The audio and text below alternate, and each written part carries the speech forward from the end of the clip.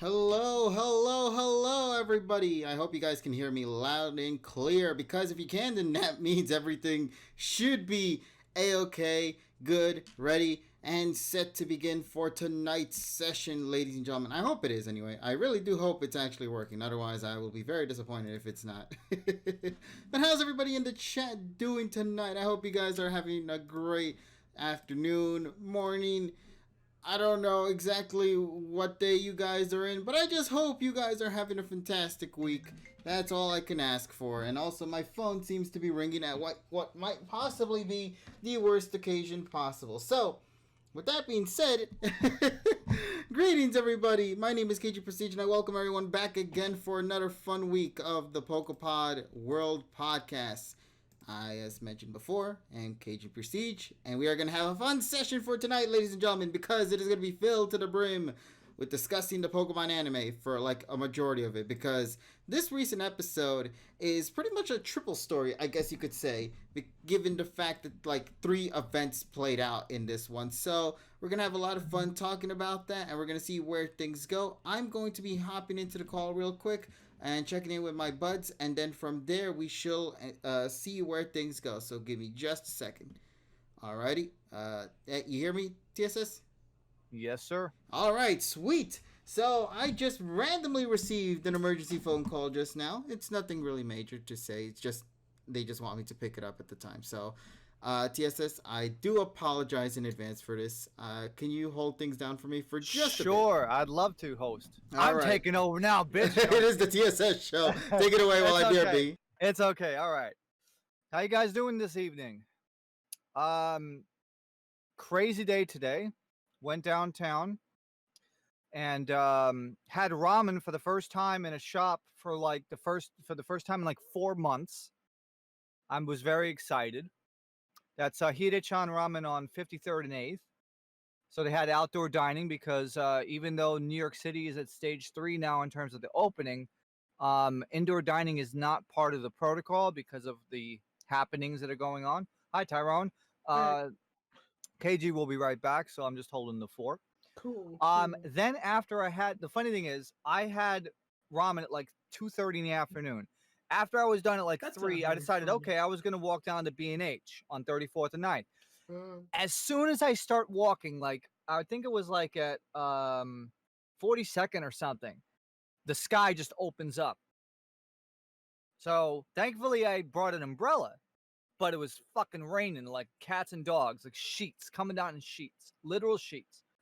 So went to B&H for the first time again in 5 months. Because of course I don't really have the ability, I didn't have the ability to go down there, and besides it was closed. Right. So got a couple of flash drives. The second to come out of there, it was at like, I want to say 4 o'clock, 4:30. The sky was just dark. It was like dark gray, and thunder, like lightning everywhere. So lightning storm, and then after walking out there for like 25-30 minutes to go cross town, all of a sudden, sky opens up and you get monsoon rains. Like crazy amounts of rain. So it must have been a severe cell that passed by Midtown at that point. The temperature went from 95 degrees Fahrenheit or 35 C to down to 77 or 25 C. So, and that was in a period of like half hour. Neat. Yeah. Also, considering that this was the first time in the summer, realistically, that I've been downtown, I went to like where the Book of Mormon is, because they have the off-Broadway stuff, 49th between 8th and 8th and 9th, 7th and 8th Avenue, or Broadway and 8th. It was dead. And most of the major thoroughfares were completely freaking dead. Like, I'm a native New Yorker, and I have never seen streets empty in the middle of summer, in the middle of the day. So it tells you that it was like, just, it's like an apocalypse. It's like you realize how much tourism New York. You don't realize how much tourism New York City gets until there's nothing. There's like only native people here. How you doing, Red Dragon? What's up? Yeah. Hey, what's up, Red Dragon? Oh yeah. So yeah, basically it was just a crazy day today. Um and you know, looking forward to more things tomorrow. Huh. I still have to get a copy of Korokoro Ichiban because this month's issue has a special um Thievel card. Special edition Thievel card in it. And a Weevil? friend of yes. Cool. Neat. Yeah, so my friend in Canada wants it, so I have to get him a copy. He already paid me for it. Oh, But yeah, I had to do a custom order at Kinokuniya because they were all out. But hopefully that will come here soon. yeah. Yeah, yeah, I know. It I have never seen New York City that I've never seen Manhattan this empty in my lifetime during the summer. And probably will not get um probably will not get this ever again until the next thing Yeah. happens. But Mhm. but seriously though, I mean it's just a crazy world. And I got my new laptop, or new old laptop. It's the ThinkPad T60s. Uh-huh. But I didn't read the damn eBay listing, and they didn't bring it. They didn't have a charger in it.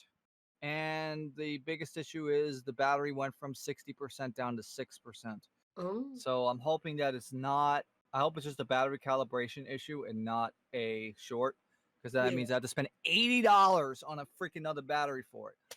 So yeah. So anyway, guys, how you guys doing in the chat? Yeah, how is Take some. everybody? Yeah, how's everybody doing? Let's see. Um, Oh yeah, for sure. yeah, people are talking about the second wave of the current world events. I know, including like Tokyo. They had over 100 cases like in the last few days, like Damn. per day. Yeah, because it literally went up like by went double basically week over week. But Wow. yes, but absolutely. I mean, um, considering that I'm supposed to be in Japan 3 months from today, things are not looking good. Unless if things turn around like crazy amounts. I don't know.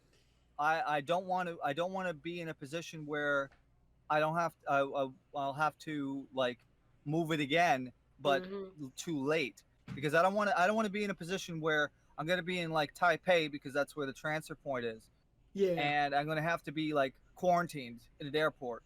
Yeah. You don't want that. Guys, I'm back. All right, hey KG. Hold on. Welcome back. Hold on. Oh yeah, and of course, yeah, the fireworks. You know, there's motherfuckers with the fireworks. Okay. Here. July 4th, right? July 4th. They were fucking shooting fireworks till 4 o'clock in the morning. Sounds about right. And those people were outside my backyard. I thought the 4th of July was going on for like the past month and a half, because that's all I heard every single night. Yeah, but it was.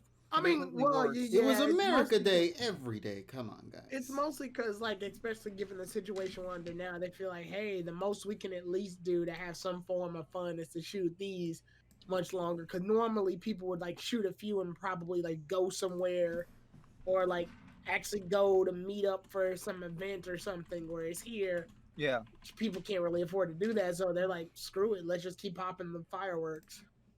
Yep, and it ruined my sleep every single night. Thankfully, I'm not a heavy sleeper, but I'm able to sleep past most of it. I blame myself for not sleeping well, so Mm. only because dailies. So that's all on me. But nah, sincerely though, I don't understand why people have fireworks at like 1 a.m. in the morning sometimes. I mean, I guess in the general public, if you have the chance to blow something up, wouldn't you? Oh, Omar hey, Rosales. Omar. Thank you Hey, so Omar much. Rosales, thank you. Thank you so much, man. Alright, Absolutely yeah. appreciate it. And once again, to Omar everybody, Rosales, as always, thank you guys so much for being with us here tonight. Well, Omar, shout outs to Omar. Cause the money. Cause the money. Oh man, I just recently learned, or I just got an email not too long ago, saying something about the fact that I might have acquired more slots for emojis soon. Yeah.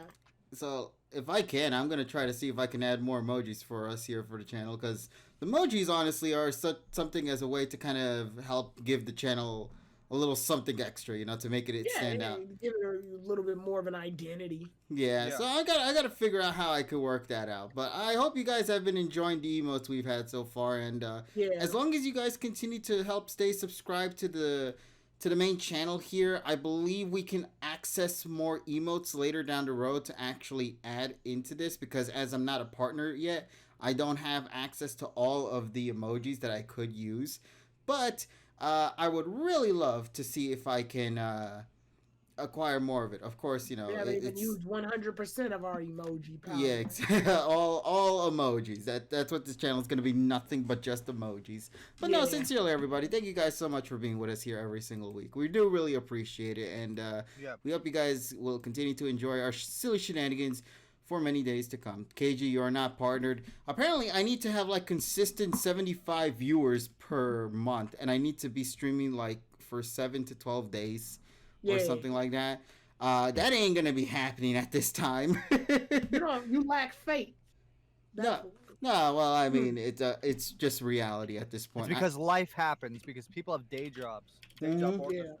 No, but no, I'm in no rush anyway. I'm just happy that we can continue to still do this sort of thing every week, and that people continue to Right. come back to hear just us ramble for like 2 hours and enjoy. That to me is more important than getting a silly partner title. But at the same time, having a little nice, partner status Right. would be nice too. Still but- wouldn't hurt. It still wouldn't hurt. No, sincerely would not. But for the time Well, being, that means we're gonna have to. That means we're gonna have to stream Euro Truck Simulator 6 days a week. Exactly. Hey, listen, man. If we can garner That- 75 viewers by playing trucks, hell yeah. Right, that's too little. I want more. All right, 12 hours a day. Exactly. Yeah, I'm There you go. down. Truck Simulator daily, 825. There you go. Beautiful. Exactly. No, but sincerely though, 825. everybody, I know this sounds silly, but we actually have had our buddy here at TSS play the Truck Simulator. I shit you not, we had some of the most hilarious conversations when we're on that. ETS 2. It's Euro great, Truck yeah. Simulator It 2. is. That game is a few years old now, but you have to. It is really like therapeutic. It is. You know, yeah. I Here- mean, I'll just get on and just like play with the mouse and keyboard and just drive a couple deliveries, couple of hours, and it's like, yeah, yeah, it is really. It's calming. And there's also a Japan world map mod, which I gotta try to find. and like no disrespect, but it does actually give me a good like soothing feeling to like want to go to sleep. And it's not because of boredom. It's just so relaxing that it's just nice. Yeah, it's yeah, just calm. it's just soothing. You just hear the quiet truck noises as TSS is trying to drive this big ass truck while trying to go through various obstacles like the police and everything in the way.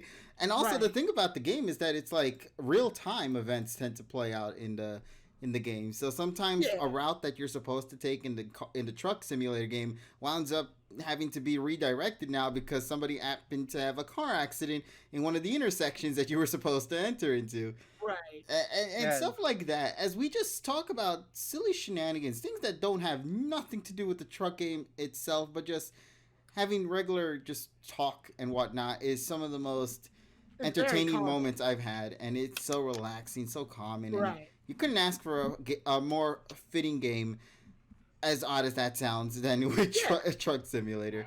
But yeah, I've had a lot of fun with it, so I'm very happy with what we've done so far.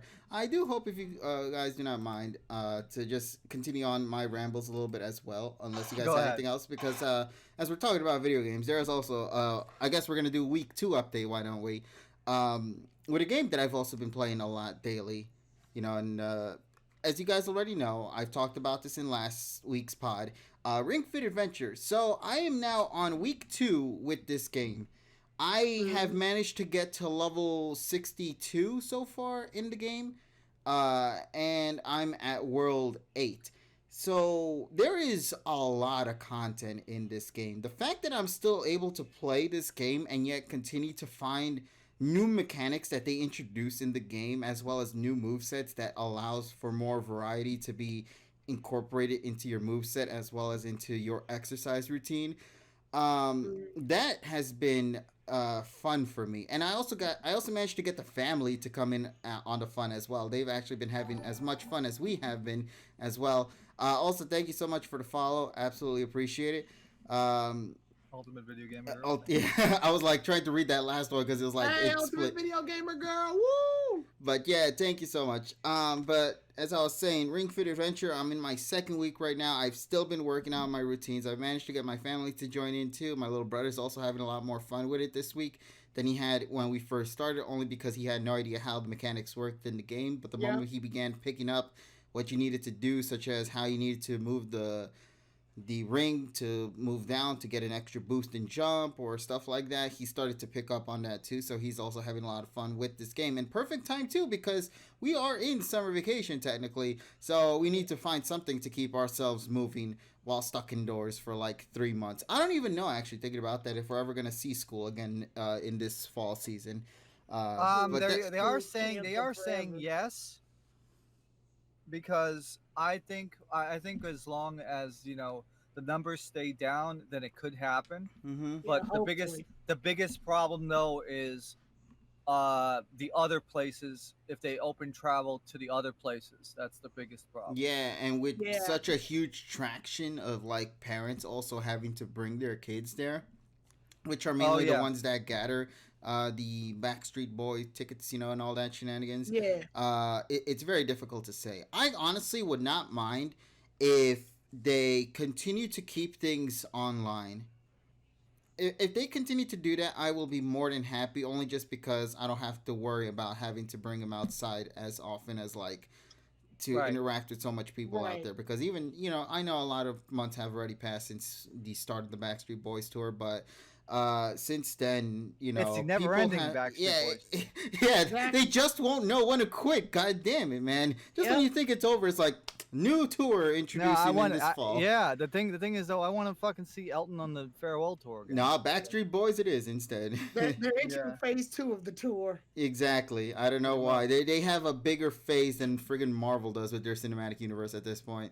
Yeah. But yeah, I don't know what's gonna happen, and I just hope people continue to. And we always keep reminding everybody here, via text or tweets or stuff like that. Make sure to keep yourselves healthy. Make sure to protect yourselves at all times, because it is always important. Maybe not just only for you, but for everyone else that's around you. So keep that in mind, and I'm pretty confident you guys will be safe and sound from getting yourselves a Backstreet Boys tickets.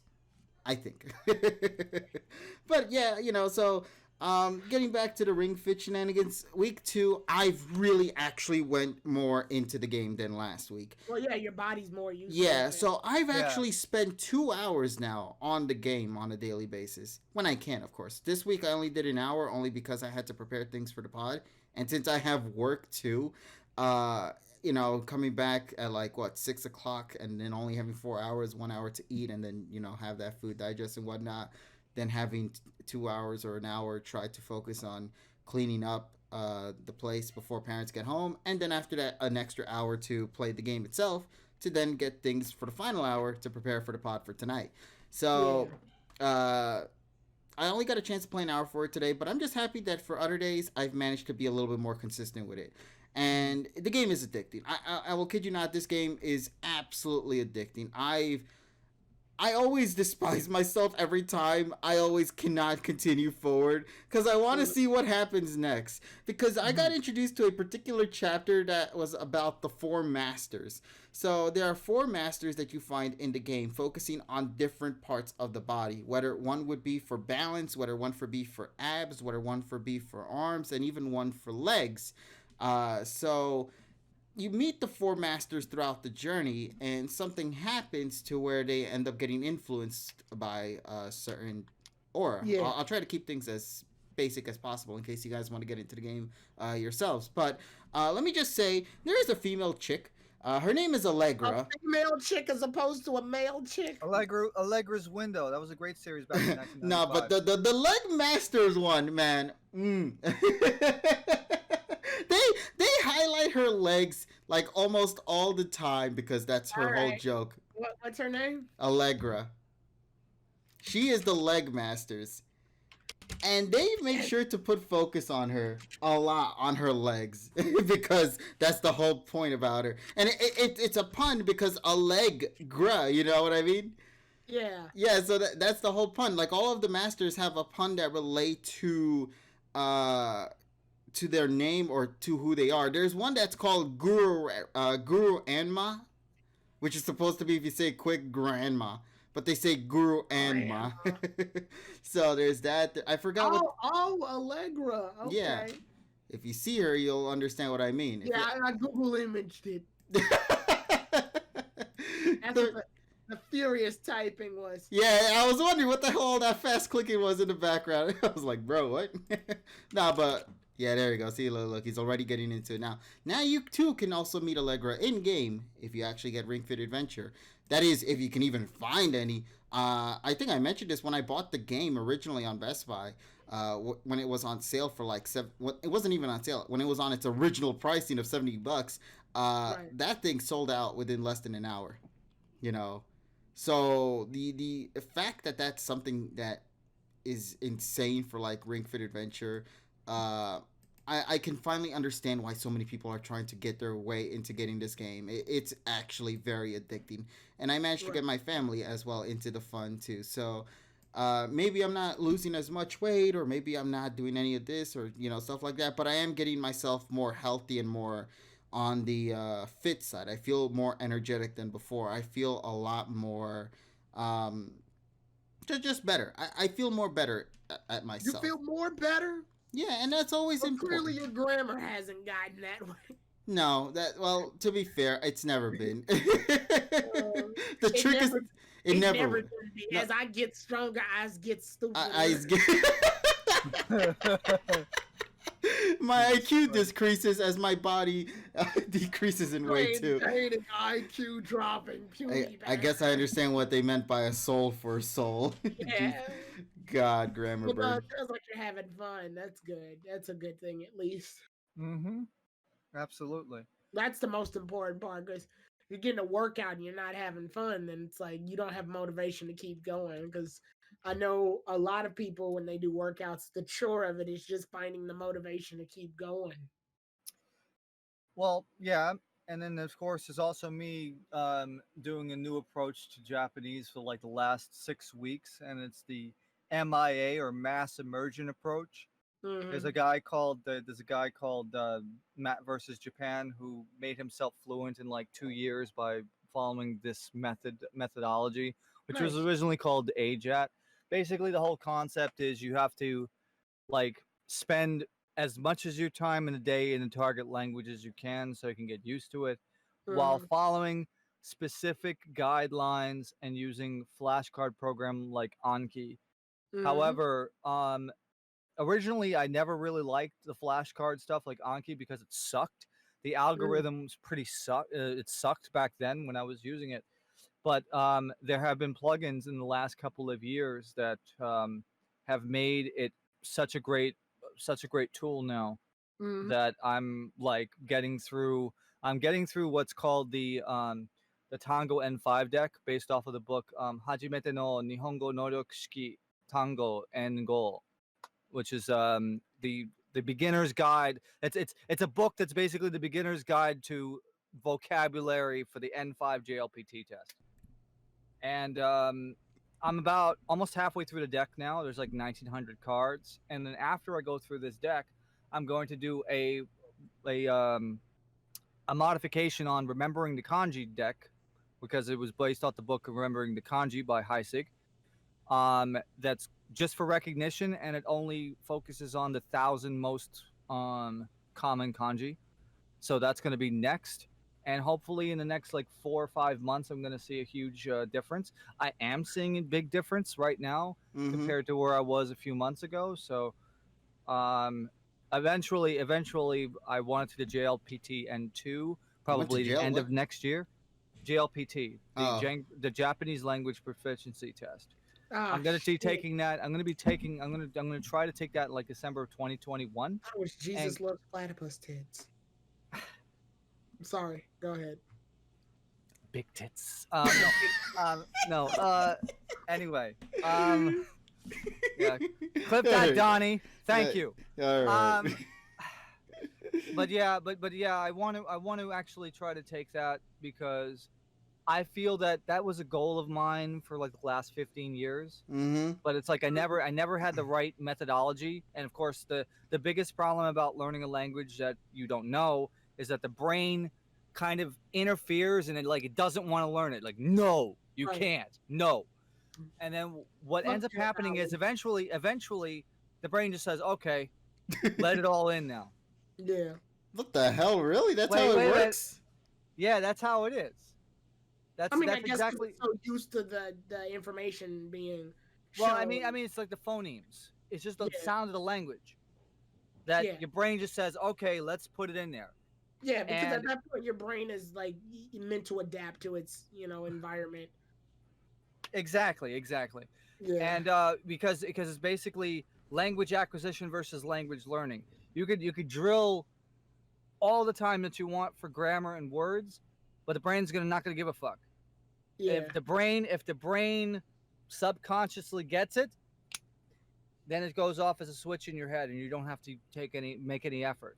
Yeah. So that's the methodology I'm going for, and I'll probably make an update probably in like October or November because that's pretty much when I'm going to be ending the I would say stage 1 of this process. Uh-huh.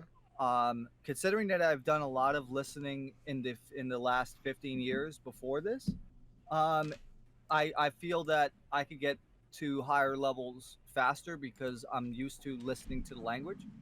But now I just have to make the mental entries of the dictionary into my brain so that I can use it and understand it. But I'm making a lot of progress. I've made a lot of progress in the last 6 weeks, and can't wait to go further with this. I've been listening to a lot of NHK radio news, and been watching a lot of programs and Netflix and stuff like that, and I could feel that there's a real difference going on. Now, Yep. if only my brain can actually do 95% of what you just said instead Jesus of only Christ, have thank you. only filled with remembering all 890 Pokemon, because apparently that's what my brain wants to do. Sadly. Well, I mean, Everybody has their own quirk, I guess.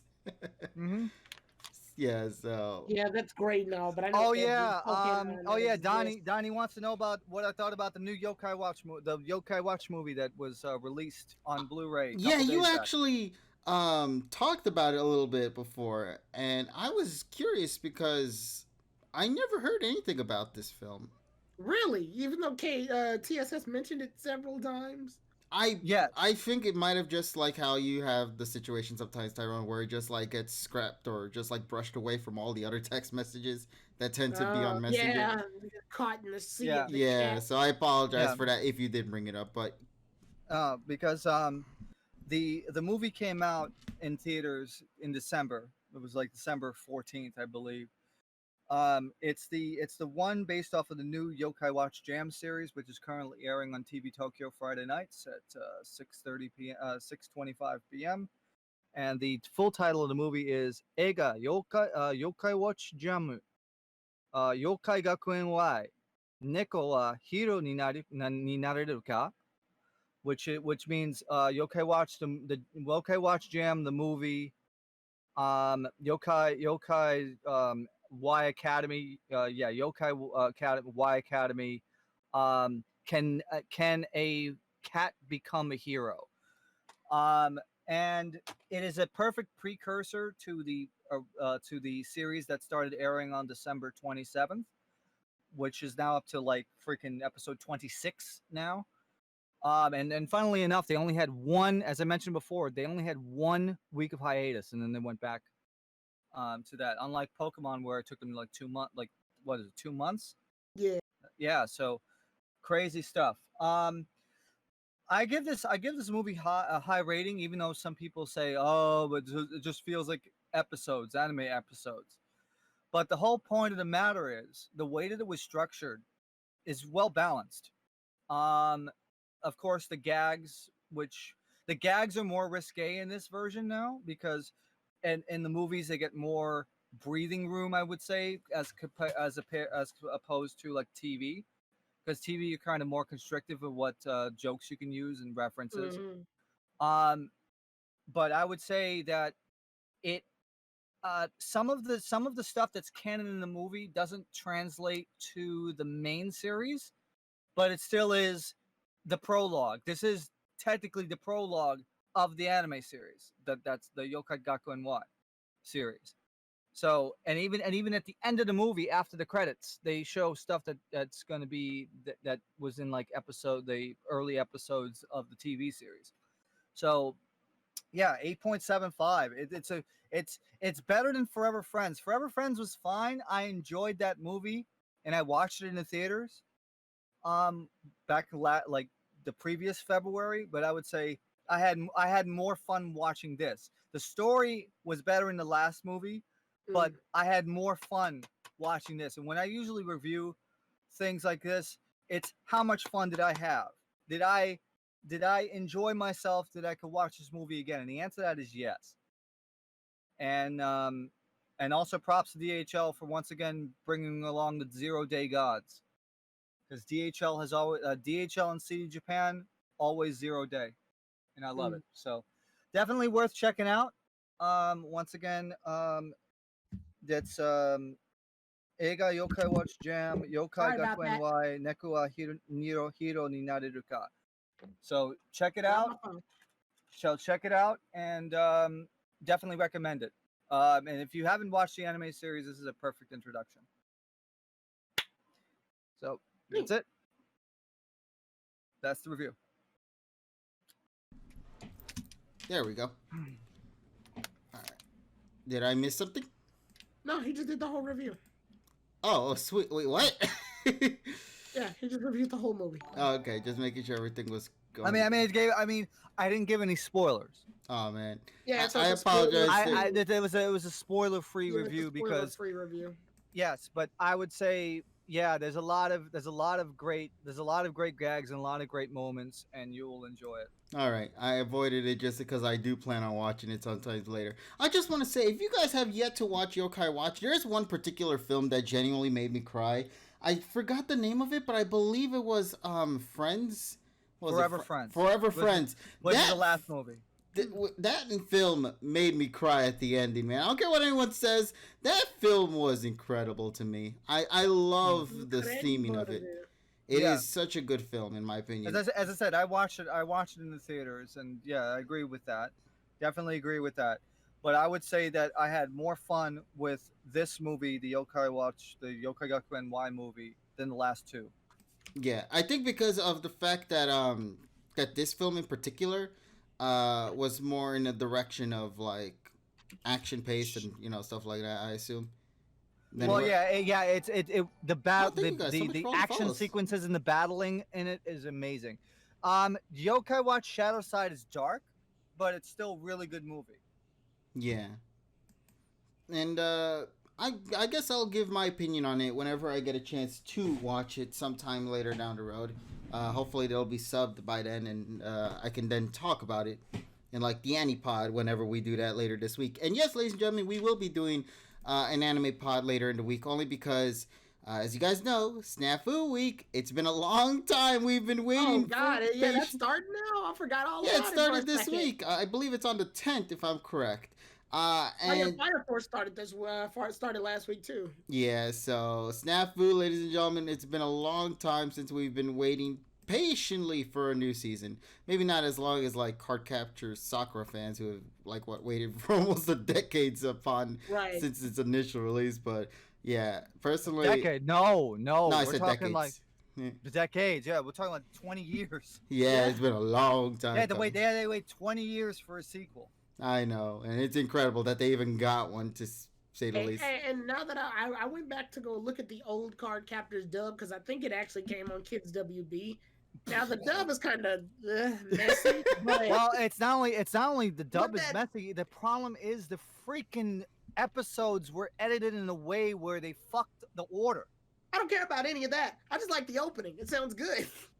Yeah, I came for the opening. I came for the opening. I was a kid. So it's like a reverse. So basically, it's like a reverse Goldfarb. It's like instead of the music, it's the entire series itself in general. Jesus. I was a kid. I didn't care about that, and even now, I'm like, this opening's pretty catchy. It's stood the test of time. Yeah, so I mean, I'm wondering if they'll ever make a new season of Cardcaptor anytime soon. I don't think they actually finished their story in the No. recent season, so they still have a little bit more to go through. Yeah. And also, by the way, the more recent openings of Cardcaptor Sakura are some of the best, man. I love opening twos of the recent season from that. One of my absolute favorites, only because it actually sounds like a genuine uh, 2000s esque opening kind of song. If you take a listen to it, you'll understand what I mean. But I love that opening. But yeah, in general, anime is here, ladies and gentlemen, with the summer season. A lot of shows are coming. SAO, Food Wars, Snafu. We also got announcements like Doctor Stone getting a second season, etc. So there's a lot of great things to look forward to for being an anime fan, and I couldn't be more excited than when we're at right now. So yeah. But anything else I am forgetting here? Let me see. Also, I got a notification from I think it was my anime list that Osomatsu-san season 3 is going to be a thing. Yeah, that's what everybody was talking about recently on social media. Yeah, that's surprising to me considering how season 2 ended. Season 2 ended in a way where I was like, you know what I mean? It wasn't as strong as, say, season 1 to me personally. Osomatsu. Yeah, Osomatsu-san. Basically, the sextuplets. Yeah, you're supposed to say it like that. I was gonna say the 6 twins, but I was like, there's something wrong with that statement. Red to Girlfriend, I was excited for it at first, Red Dragon Emperor Ash, but then I realized they introduced a girl in the poster that's not supposed to appear until like 40 chapters, so I don't know how to feel about that now. For the folks that want to watch Osomatsu-san, unfortunately, there is no legal route to actually watch the real order, and what I mean by that is, the original airing of season 1, episode 1 is banned because there was too many references. Like I think there was a scene, they went from like a black and white to like this freaking like totally ikemen kind of thing, looks like BTS crap, and then it went back to the black and white stuff. And in one of those scenes, you literally have I think it's like Jushimatsu or somebody dressed up as Diamond and Pearl Satoshi for some reason. And there was like too many fucking references. There was like references to Dragon Ball Z. There's like literally I Choose You kind of stupid shit Pokemon. Like there's too much crap in it. So the production company had to apologize, and episode 1 doesn't exist anymore. So what ends up happening is if you watch it in the Blu-ray or home release or streaming order, it's going to be episode 2, 3. Then they created a new episode called 3.5. Right. And then it's the correct order. But you can only be able to see episode 1 from the original broadcast. It does exist, but you have to go digging for that. Yeah. Season 2 thankfully never had that problem. But let's see. But I think they did like tweak things out for the Blu-ray release. It was still the same episode, but they had to tweak certain references or straight up. No, rips. episode 1 for the Blu-ray is completely gone. Oh, they just scrapped it in general. They scrapped it, the whole thing, because I bought volume 1 for 500 yen at the book off, and for a second there, I thought you said dollars. I was like, you're hurting your wallet, buddy. Crazy, right? No, and also, funnily enough, that actually has also a like a interview kind of thing, stage interview thing, which is a really fun segment too. Nice. Considering that, all of the sextuplets have been on Pokemon at one point or another. And there's, I believe, one that's in current. Yeah, there's one that's in the show at this moment as we speak. Jushimatsu is Jushimatsu is Dande or fucking Leon. Yeah, the most wacky of the brothers is actually the one that's Dande, and I'm like, wow, that's actually pretty great. So I've been like, I'm excited. And also Karamatsu is freaking Sakuragi. Yeah, at this point we'll get them all later in like one episode at some point later down the road. Yeah. But yeah, so I mean, anime, it's great. I can't wait to see what's gonna come from it, and Looking forward to whatever new shenanigans they have in store for us with Snafu and all the other Mhm. anime that a lot of fans have been clamoring for since the previous season, where we really didn't get much. So that's unfortunate. But Mhm. this season, though, is going to be jam packed. I highly doubt I'm going to be able to watch everything, but it's possible, right? So we'll Mhm. see. Yeah. Anything else that you guys in particular wanted to discuss from the anime side of things, or I think there was. Yeah, like I said, Go I ahead. think Fire Force is coming. I know Doctor Oh, it's Stone. already out. Fire Force. Yeah, Fire Force is out, but I know Doctor Stone, one of my favorite animes of the time it came out. That's not showing up until freaking January of 2021, which I get why. I can't even be mad at why the reason is. And if anything, I'm actually glad because that means if anything that they're gonna put a lot of work into it. So that's good. Yeah, I also know God of High School has been talked about a lot, so I need to watch that. I do too. And then the Tower of God or whatever it was. I'm watching that currently. I'm a couple episodes behind though. I need to catch up. I believe it already completed. But Tyrone, what are your take? What's your take on it?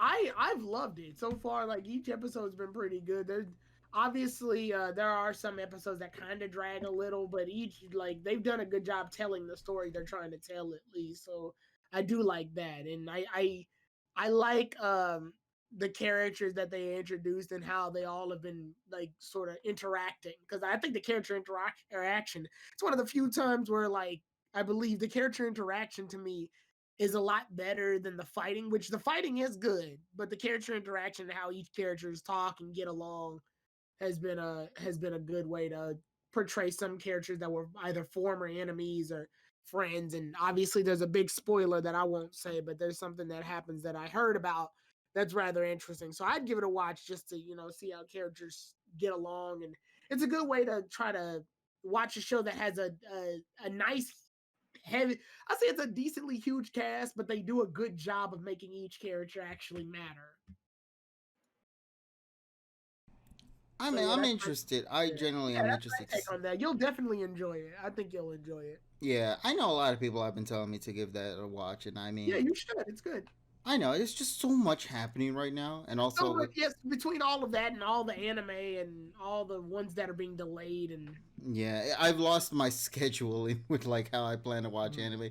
The only one yeah, I ended up watching all the way through was Sing Yesterday for me, which sadly went from yay to at the very end, and I've never uh, been more hurt by a show like that, man. It really has hit me hard. yeah, But yeah, so ladies and gentlemen, congratulations! We found a new Isekai cheat magician slash Ragnarok anime. Uh, I hate that I had to say that for Sing Yesterday for me, but it's so right, true. I had so much hope with that show, man. I'm just yeah. saying. Still no word on freaking Shield Hero yet. Oh, Which where is is the Shield Hero? I know we are supposed to be getting a new one, aren't we? exactly, but no word on it yet, and which is kind of pissing me off. I'm gonna be perfectly honest with that. I've read through Shield Hero's story so far in the manga. The light novel or the manga. The manga. The Yeah, light novel I made sure to I've been avoid. watching this show called Cut Content. That's actually been keeping me up on like what the anime did that the like additions to the anime versus the manga and the light novel. Like the guy compares all three while he's going through the episode. So he'll be like, this episode takes place in between chapters 7 and 8 of the light novel and Mm-hmm. like volume 3 of the manga or something. And then Yeah. he'll start to discuss it. And I think it's pretty interesting to look at that. I say, um, Shield Hero as an anime, I love Shield Hero. Again one of my other favorites. It was actually a really good summer. That was a When good season, man, yeah, that in was a good. general. Yeah, that was good when Shield Hero and Doctor Stone were hitting around the same time. It was just a good moment of watching anime for me. Yeah. So to actually like watch the cut content series and see like all the stuff the manga had in the light novel that the anime probably just couldn't include due to time restraints. Like since it's an isekai anime and they treat it like a video game, obviously, there's a lot of things that you get to learn about the anime just probably wouldn't have had time to teach about. Like for example, I know when Naofumi starts off, and this is just a light spoiler. It's small. When Naofumi starts off using his shield to absorb stuff, he starts to absorb the yellow balloon, the orange balloons first, and creates a like an orange shield, which really only has the power to like increase luck with drops and stuff. And then a red one, when he drops when he fights the red balloons, which we don't see much of in the show. When he does fight the red balloons, it takes like, I want to say, almost quadruple the time it took to kill an orange balloon. At least now Fumi would have a harder time because obviously he can't attack them. Yeah, that's the whole premise behind his character. Yeah, but the drops he gets are actually a lot better for the red balloon because he gets like higher increased luck and stamina and some things like that. But you don't get to see that in the manga because the anime, because the anime doesn't have time to cover every little power up now Fumi gets. Someone dresses spoilers, Tyrone. Goddamn. Yeah, I think it's a light one because now Fumi doesn't use it that long in the show. And also, it was literally at the beginning of this story. Yeah, it's literally right at the beginning. So yeah, you're not missing much. I do want to, before we actually get into our main review for the week, obviously we have to focus on the recent episode of PM 2019. There was another Pokemon-esque episode that also dropped this week. Before we do that, I want to say it because because everybody else said it, but I didn't. Happy birthday to Tasso, our good friend Tasso. Happy birthday, Tasso. 23, I think. Woo! Congratulations, buddy. That is 23 years accomplished. Yes, sir. And I just want to say that because I didn't have enough time to add him on Twitter or freaking Discord. So I just want to say that. Yeah, so everybody, whenever you get a chance, if you see him on Twitter or just tweet at him, just let him know, happy birthday. Trust me, it's always good. Thank you for making me feel young. Or making me feel old. Wait, what the fuck? That didn't come out right. I think my grammar has now been passed on to you, buddy. I blame brain farting this because I'm 9 years older than him. Yeah, my brain fart quirk has activated. I'm sorry. But like for real though, congratulations to Tasso. I'm glad he's made it to the big 23. Now Tass official. Yeah, now he's an official. Yeah, of course Richie has selective brain damage. Now he's official. Tass official. Brave silly opossum too spicy. Yeah, you damn right the possum's too fucking spicy. Damn. I always love the Twitch link so much just because of the silly shenanigans they always bring up. But High Prop says it was an ad, so okay, we gotta wait. We have to wait 60 seconds. Alright, so let's. Why is there an ad anyway playing? Huh, whatever. I don't know. I thought you had to press the button for that ad. Yeah, I thought I did too. It was like, okay, well, let's just slap an ad in the middle of the shit and I don't get paid for it either. So. Hey, I would say you don't. That sucks. Okay, but as we wait for the ad to finish up, I guess the thing we will be talking about now will definitely be in regards to Alistair, if I'm correct. That was the name of the child / ghost gym leader of the Galar region, and the dead kid. So let's get into it. Alistair. No, not Alistair. He's alive. I'm talking about the dead kid. Oh, yeah. So that's the big discussion everybody's having within this week.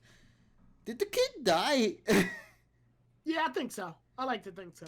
Because like the way that certain phrases are mentioned in the episode indicate that, like, I believe it was during the taxi drive scene where the driver says something around the lines of like a singular noun instead of like a plural.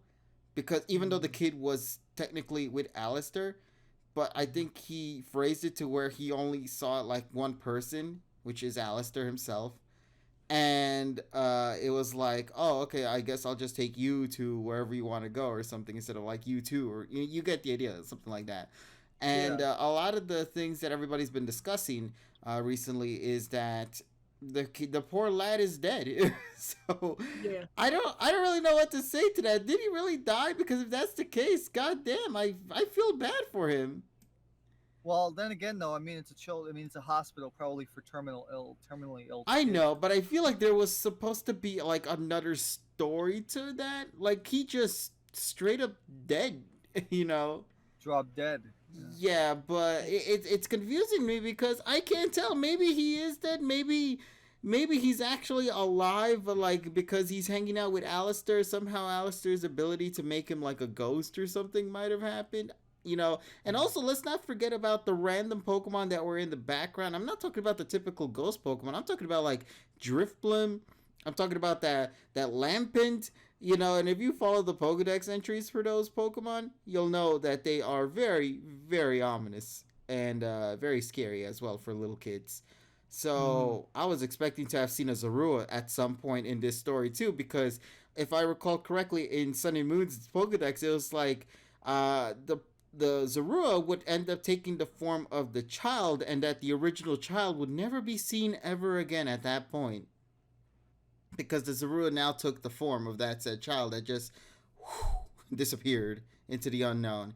So yeah, I really don't know like what's happening here, but what do you guys think though? What's your take on this episode? For me personally, I think just as well as TPCI is Sonia's bit at the very end of the episode was the highlight for me. Just saying. I'm gonna say a lot of people like that more than the Alistair part. I know. I think it was pretty cool. I think visually it looks nice, but that's not saying much because that's Twilight Wing's whole gimmick. But I will definitely say, yeah, unfortunately, this one out of all the ones we've gotten, this one's kind of droll. Yeah, and it's not. I feel like that was the whole point, but still, like, I feel like there should have been a dead atmosphere, be like Ghost, but I don't know, like at the cost of an entertainment value, it's just. I guess that's the benefit. They had to switch it up. I mean, that's not a that's.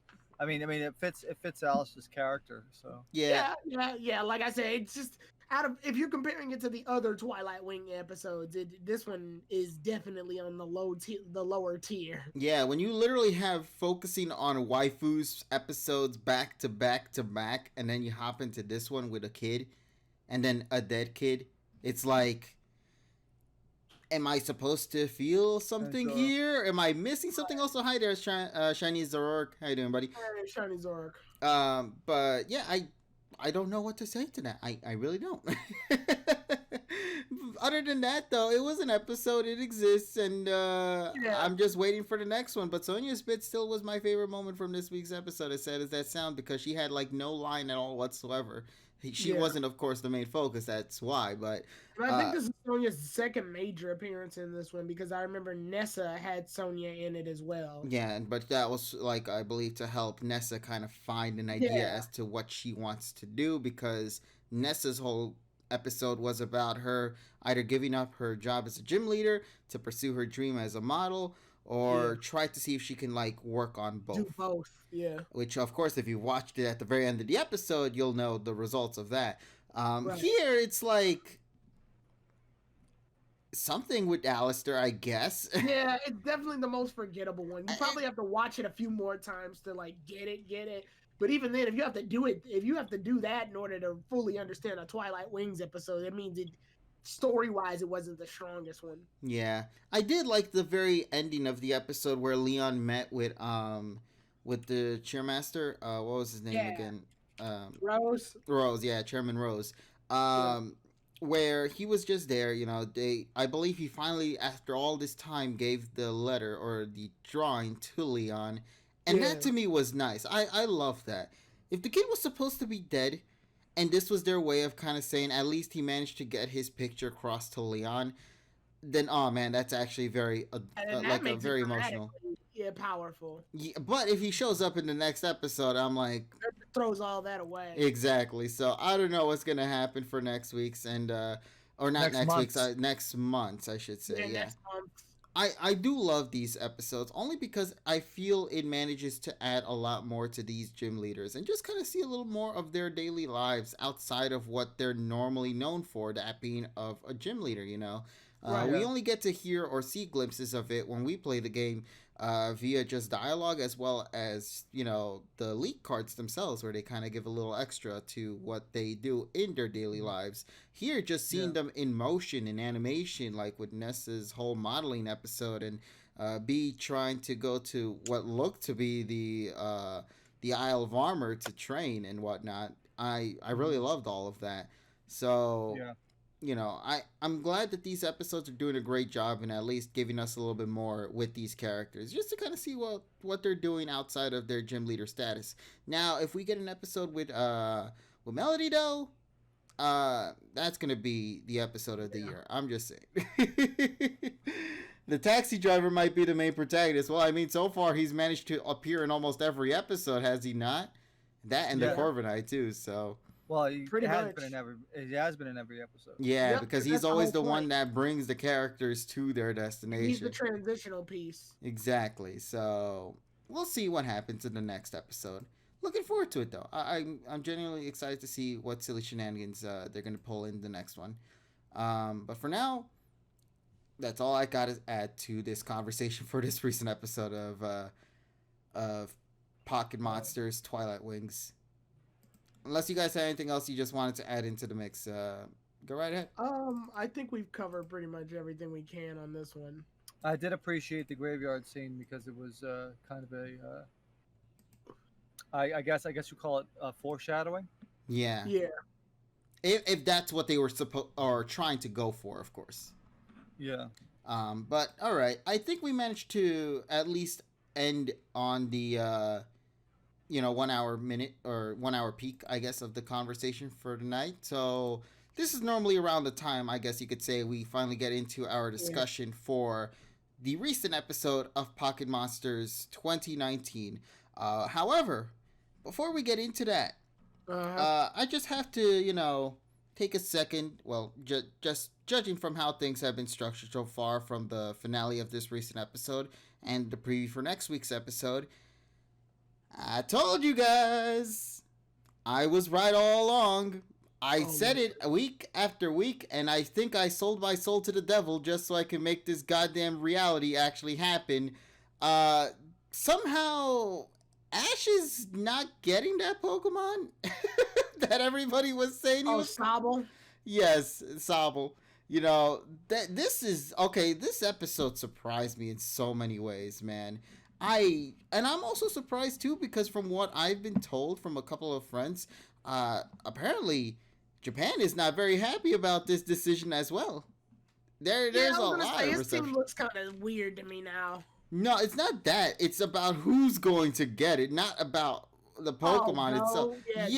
Because yes, Go is like a very mixed character for a lot of people, and now it seems that it's going to be another controversy here. But we'll get into that into the review. So, ladies and gentlemen, let us now dive right into it with the recent episode of PM 2019. This time focusing on none other. This time without the freaking transition because we're running on a $5 budget. Yeah, I didn't actually. I had the transition thing here. Why didn't that work?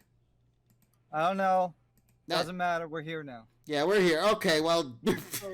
Okay, that was so dumb, but okay, whatever. Yeah, the Pokeball. I guess it just had to go early today, so we'll ignore that for now. Let us actually get into the review for the week. So this episode, I guess you could say, is like a triple story. Yeah, you thought last week's episode was a little weird with the fact that there was like 2 stories in one. No, this episode, in all honesty, felt like there were 3 stories crammed into one episode. Yeah. This episode, titled The Legend of Heroes, Leon's Ultimate Battle. I hate whenever they use the word ultimate. I'm just saying. Because when you actually watch the episode in itself, that was a great battle, but that sure as hell was no ultimate battle.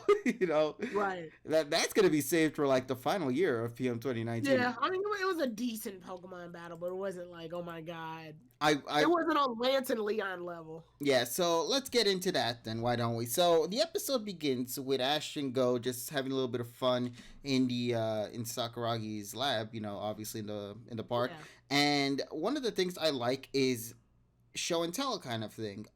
In one of the previous episodes, when Riolu was training, one of its moves, which I believe was Vacuum Wave. You saw that the Pokemon Mr. Mime was not really budging at all whatsoever previously. However, when you jump into this week's episode and you start seeing Riolu's development as a Pokemon, you'll notice that now when it hits Mr. Mime's barrier, it actually manages to push it back. And I thought that was a nice little detail there. So Riolu is getting some development. However, that is not the only development that this Pokemon has received in this episode. That's actually going to be presented a little later down the road when we get to that part of the story. However, as this is all happening, Go is playing baseball, I guess, with Farfetch'd too. And that was a little cute to see. First of all, I just want to say I'm just happy Farfetch'd is getting some love. I like that, actually. And it also kind of prepares everybody what's going to happen later. Yeah, so let me see if I can remember what happens next. Sakuragi then comes and meets with Ash and Go to say, "Hey, I got some tickets I want to give you guys as a, I guess." Where do I keep getting these tickets for these freaking world championships? Well, I mean, he's a professor, so he's He's a probably like a professor, VIP. so they probably. Well, it's like if you go to a Yankees game and you get the comp tickets, you get people to, it's like the same thing. Yeah, so Sakuragi was like, I managed to get or score 2 of them. Here, have them, and go and watch one of the battles within the Master Cup. That being of Raihan versus Leon, and this is where things get interesting for me because this, while it might not be the most spectacular battle, I will say this is one of my favorite battles from this series, only because of how shocked I was with how things played out with the story. For Leon in particular, for starters, Leon's moveset has been changed with his Charizards. That to me is interesting. And I do wonder if this is going to be something that will be playing out more often later down the road. I wonder if his moveset of his Charizard is affected by whoever his opponent is going to be. Yeah, but think about that in a gameplay perspective. That's so weird. Bro, I had to change my Pokemon's moves like 12 times before I fought you. At the same time, though, that was actually pretty smart on him. I really like that. Like, having him have, like, what? Flamethrower, Dig, Dragon Claw, and then what was the other one in particular? I think it was a Brick fighting Break? move because he used Max Knuckle. Yeah, it had to be a Brick Break because he used Max Knuckle. Yeah, so it was Brick Break. I was like, bro, he has all possible areas of protection. I will say though, the anime was very unfaithful to the games because it did get hit by a Stone Age. It should have been knocked out on that turn. I'm just saying. Oh, of course, it should have been quad damage for real. Yeah, exactly. But the Charizard lived, and it wasn't even Gigantamax at that point. It should have died. But I'm like, okay, whatever. He trained his Charizard in defense. Also, we have a 4th remix to the Galar gym theme. And this remix is actually based on the first version of the gym, which as I told you before, TSS, that one was the one that I was more interested in because I love the ominous buildup in that particular fight with the gym leader in the game. Just to keep record, the only move he retained was Flamethrower. The moves he forgot were Air Slash and Fire Spin. Air Slash, Fire Spin. Thunder Punch, was it? And Thunder Punch, yeah. He forgot those 3 and replaced them with Dragon Claw, Dig, and Brick Break, which... I guess it worked in the particular fight against Doodlelot because you saw the outcome. Fight. Let's say he fought a water type Pokemon immediately after that, he'd be kind of fucked. So if this Charizard would have got its ass kicked by Gyarados, but the other Charizard would have fared better.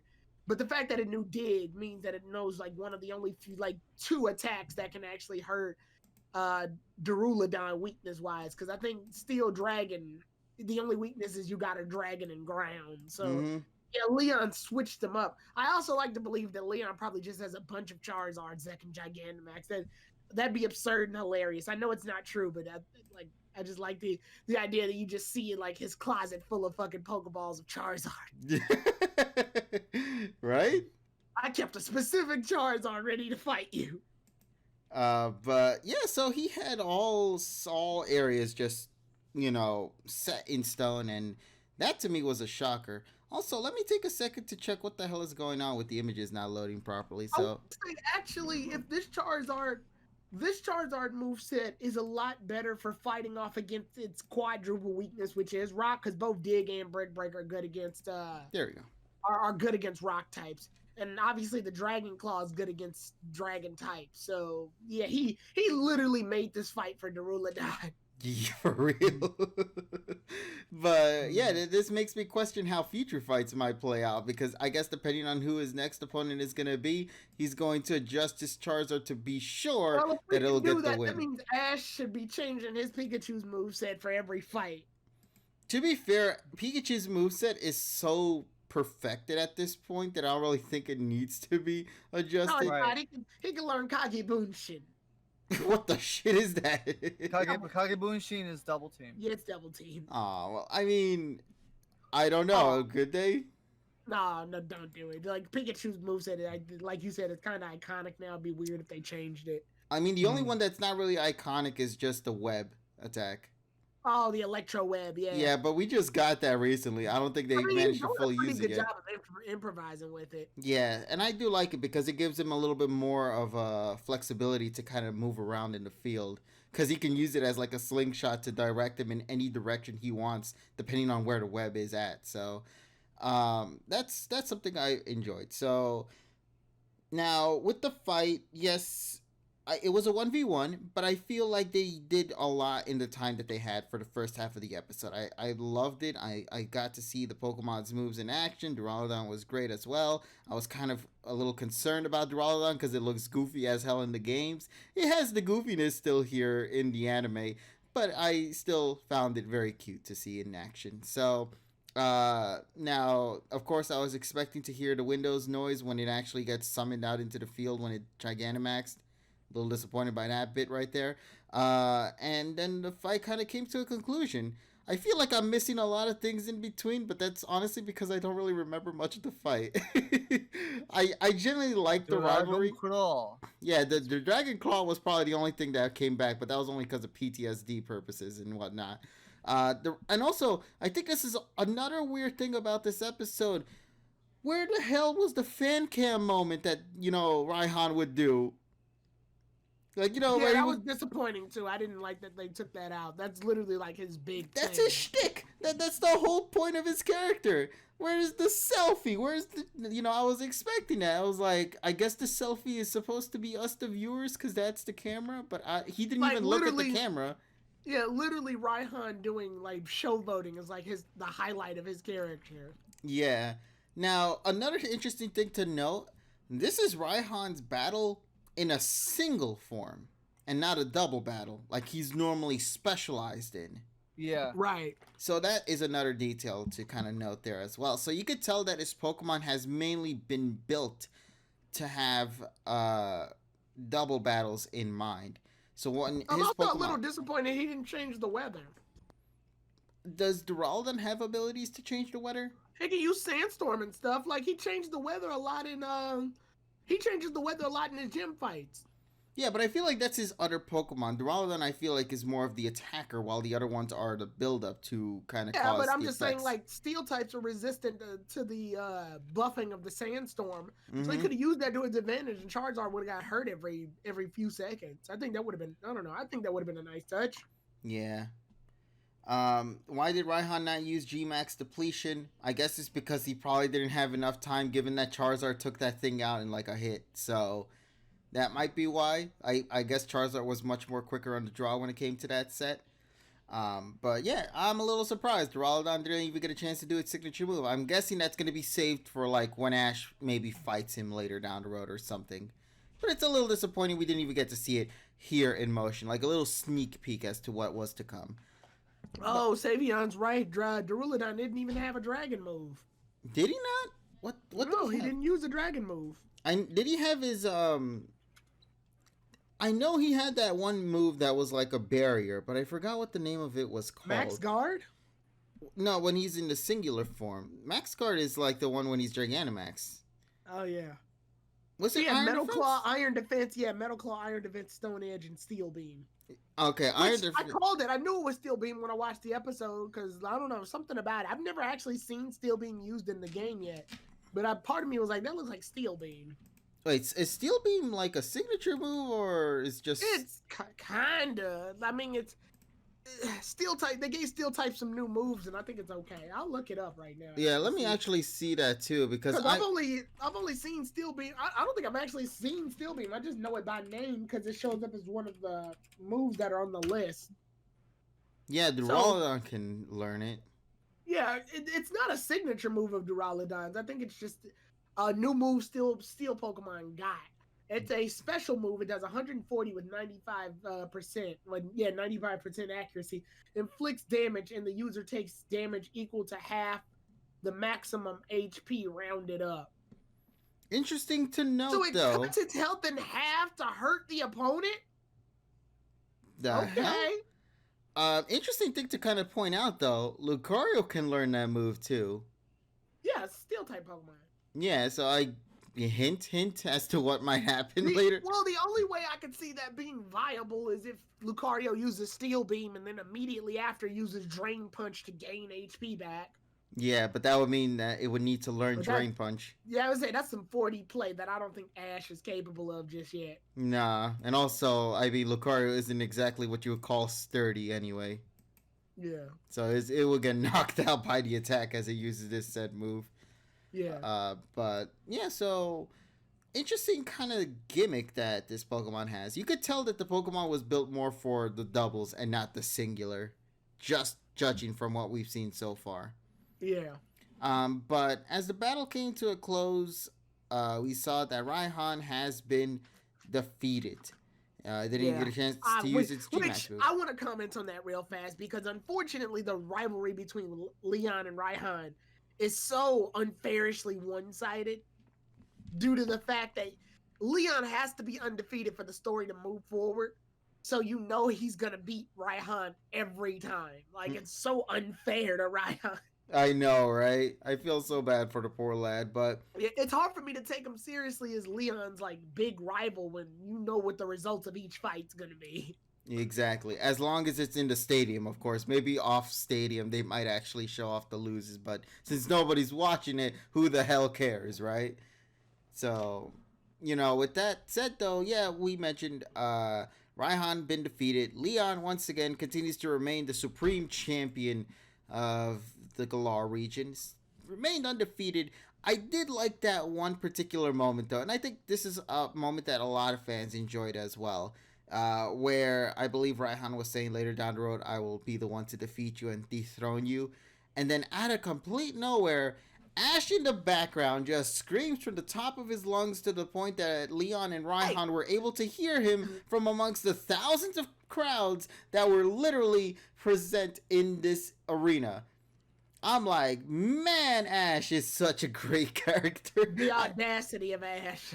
I did love it, though. I will not lie. I did love that moment when he's like, no, the one who's going to dethrone him is going to be me. And I'm like, dude, that is great. I got like Naruto vibes from that. Who's that? New phone, who this? Also, that's a nice thing you bring that up. I did like that. Leon actually acknowledged Ash. Like, he could have just brushed it off to the side. Who that? New phone, who this? Who are you again? The one who gave me this wristband right here? Yeah, I don't know. It doesn't ring a bell. Right. So, it's Ash Ketchup or whatever. Yeah, something. Yeah. Satoshi or whatever you go by. So, yeah, I did like that. And then as that concludes, you see Leon then we reach our second episode, the lore of Galar. No. We're missing one final moment, man. And we gotta still discuss that too. Yes. There's something I want to talk about that. Yeah, so at the very end of that segment, you see Leon just look up at something, and Ash also takes a look too, only to realize that in that said window was none other than Chairman Rose making his appearance here in this recent episode. And judging from the subs, Leon's dad, I guess. Because I know you want to bring that up, but I want to just joke about it for a second. What? Yes, in the subbing, this is, and I know TSS is gonna fix this right away because this is something that I feel confused a lot of people.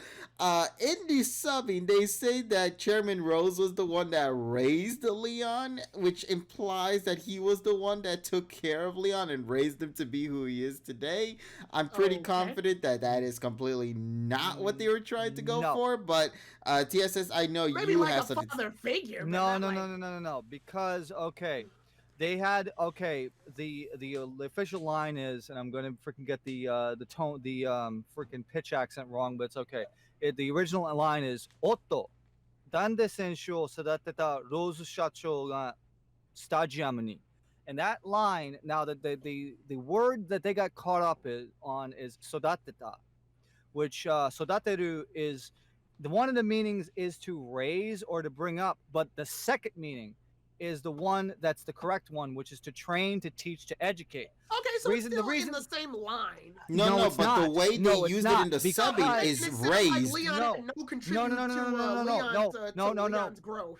Incorrect, because now we're coming up to a situation where because the problem is the word to raise has different connotations as than to teach. It's the same thing because the problem is you could use one line, but you didn't look at the whole story. Nowhere in Leon's lore of the games says that he's abandoned because to raise Nobody somebody. said he's abandoned. I think just Yes. during his career, Yeah, during Leon's career, I think yes, Chairman but Rose was just no, like a no, was because like a because the same mentor. thing. But that's not the same thing as raising because you got to look at it from the Karate Kid I perspective, guess. where Mr. Miyagi, Danny, right? You know the freaking whole wax on, wax off shit. Danny still has still has parents, still has family. He's not abandoned. Mr. Miyagi is not raising Danny as a family member. Is teaching him how to do things. I So always like. it's the same thing here. And I saw I think a part of his screen cap saying, "Oh, it can go either way." I disagree with that because to raise somebody, I feel like they were. I think they messed it up, but I feel like they were just trying to say like during Leon's growth in his career, Chairman Rose played a big part of that, helping him get to the status that he's in now. Obviously, that doesn't mean to raise somebody. No, but the subbing says raising though. The problem is it's very vague. Goes through their way. I got what they meant. Like I didn't dig that deep. Oh no, we did too. We did too, but we just want to clarify why they said that though. I'm not gonna be that picky now. No, because these are the people that think freaking Grand Monarch and Reigning Champion are the same shit, and it's not. So again, I question their ability to look in context as opposed to just doing it line by line. Yeah, I'm curious about the decision as to why they particularly went with that word when there was another option, because the fact that people online as well brought this up and kind of made theories about it kind of just tells you that this kind of thing needs to be put a little bit on focus, because one line or one word can legitimately make such a big difference. Especially I picked it out from the game where, like, you know how Bede was sponsored by Chairman Rose too? Yes. And Chairman Rose was more or less overseeing all of Bede, and then when Bede wound up doing something stupid, much like a father scolding their kid, Chairman Rose was not having it, so he just sort of knocked his sponsorship out afterwards. I kind of just viewed it like that. Like, Rose sponsored Leon while he was younger, and, kind of didn't exactly raise like or help train like Mustard did. But he was there the whole time. He gave him like recommendations for which battles to do, helped get him some chances in the spotlight, kind of like that. Just like I wouldn't say necessarily on the same level as a parent, so I acknowledge their fuck up, but I think he was just an adult figure that helped him get to where he is now. So wouldn't something like Teach make more sense? The biggest problem is for people who don't know Japanese, remember that Japanese is a context implied language as opposed to English, which is context defined. People will confuse that, and people will get the mistranslation, and they will always translate it wrong, or they will always say the line wrong or whatever, misinterpret it because they don't know the exact nuances of the language.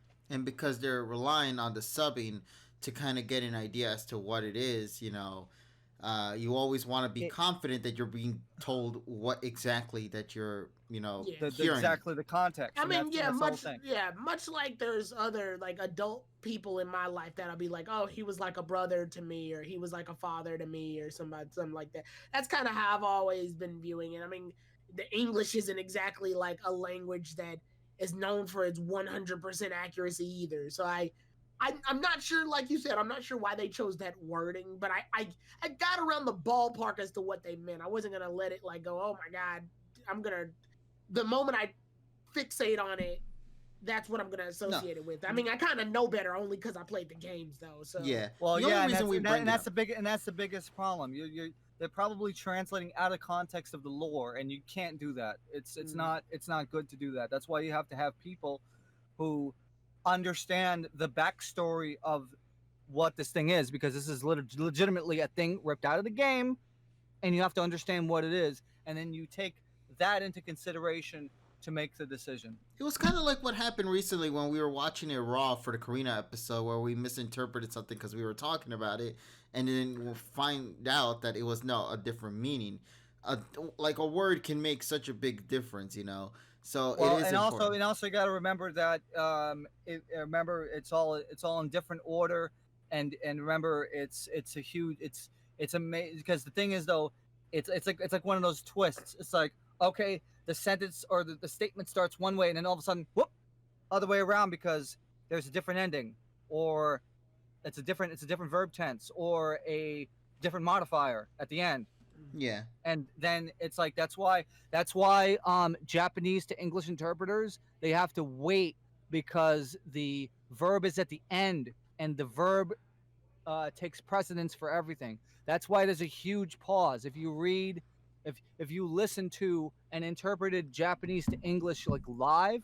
That's why it's like a couple of seconds delayed because you have to understand, they have to understand how the phrase is going to end, because usually the stuff at the end is what we usually interpret at the beginning and other things like that, and then it could change the whole freaking complexion of the statement. In other words, language is weird. Yes. But yeah, once again, it's a little nitpick moment, but something that I still feel needs to be brought up only because of the fact that people were starting an idea of like a rumor or something, and I'm like, nah, let's just clear that out of the way. This ain't Daddy Rose or something like that, you know. We don't need that unless it comes out of nowhere where it actually says, "Oh yeah, he's my father" or some shit like that. Then we can talk. But for now, we just needed to clarify on that little bit. So Papa Rose is still not canon yet. Papa Rose. Papa Rose, John. like the rock band. Papa Rose. Papa Rose. Oh God! If anything, I feel like the mistranslation at least led to that. So I'm all right. it. So you know what? I guess they did win Papa in the end. Rose. Papa Rose. There you go. Yeah. But now let's go Papa into the ending of episode 1/3. I guess. Well, let's go into the second third of the story. After the events of the championship fight, we get to see Ash and Go looking at the giant statue, which actually, earlier in episode 1/3, Ash did look at it for a bit before being told by Go to hurry the hell up, or otherwise we're going to miss the match. And here in the second half, or in the second third of the episode, we see Ash coming back to take a look at the statue once again, thinking that it actually is something that resembles Leon. Go takes notice as well, and he's like, okay, I can see the resemblance to Leon's pose, and Ash and Go have a little bit of a squabble behind the whole pose for Leon, and I did like that bit. So as that is happening, in the background, you're just casually hiding there, is none other than everyone's favorite female professor, assistant in this time right now. I know she will be one later. Sonia. Yep. So let's talk about it. Sonia makes her debut in this episode of PM 2019. How did they handle it? In my opinion, already 10 out of 10 in my book. I think they did a great introduction for her, despite being super short as hell. Like, goddamn, she came in, she went out, and that was the end of her story. And I'm like, really? That was it? You just gave us a tease and, like, nothing more? I will say, her voice actress, who has appeared before in the past, in previous Pokemon episodes, she did amazing voicing Sonia. And to me, personally, I think it was the perfect voice for her character. So I already like that. Why isn't she the one of the main cast members? I'm just saying. God. Listen, man, I'm telling you, it would shoot up viewership like through the wazoo. I guarantee you 120%. The problem is Sonia is tied to Galar. Yeah, I'm gonna say she's in Galar. Yeah, sadly, she's at this moment, from how the story was, talked about with Sonia's whole stuff with the darkest day and whatnot. She's kind of looking into that information, and the only way she can get that information is if she stays present in the Galar region. So I did like the fact that the way that she was introduced was the fact that Satoshi and Go were talking about Leon being a hero, and then she says, "Oh, you think that's a hero?" Yeah. And it says, and they thought the statue was for like Leon, but it's like, no, it's the hero of Darkest Day, the whole shtick. And I like that introduction because it's kind of like a nonchalant way of introducing Sonia. Yeah. And Yeah, she was chilling just in the background. Yeah, and she apparently has an ear fetish, which a lot of people like, I guess. Grabbing Pikachu's ears and then Reboot's ears. Oh my god, poor Reboot. I don't even think Reboot knew how to handle that. Yeah, it's like hormones driving up probably. Shot up 110. What the fuck is that shit? Oh man, but yeah, Sonia in this episode, from the little time that she made her appearance in, I think she did a good job with her debut. Also, is this the first time we've seen the Galar nurse Joy? Yeah, I think so. Yes. Well, that is so weird to say that in like 20 something episodes now. But yeah, I'm like, wow. Okay, so Nurse Joy's also got a design change here. Like that consistency that everybody has a different design in the various regions. Yeah. And I feel like we should probably have a little bit more of a discussion regarding the Darkest Day, but they brushed that off pretty quickly. I guess. Yeah, they're not ready to tackle it yet. I will say the interesting thing is the location that they're in. Because I don't think the statue is supposed to be here. Not in Winden, no. No, it's supposed to be at like the starting city, is it not? I think it's either supposed to be a Hammerlock or the other place. Motorstoke, yeah, that might be the one where you see it. Because yeah, when you get into your hotel, that's where it is. So, I mean, I also would like to I can get down with the idea that they made multiple at this point.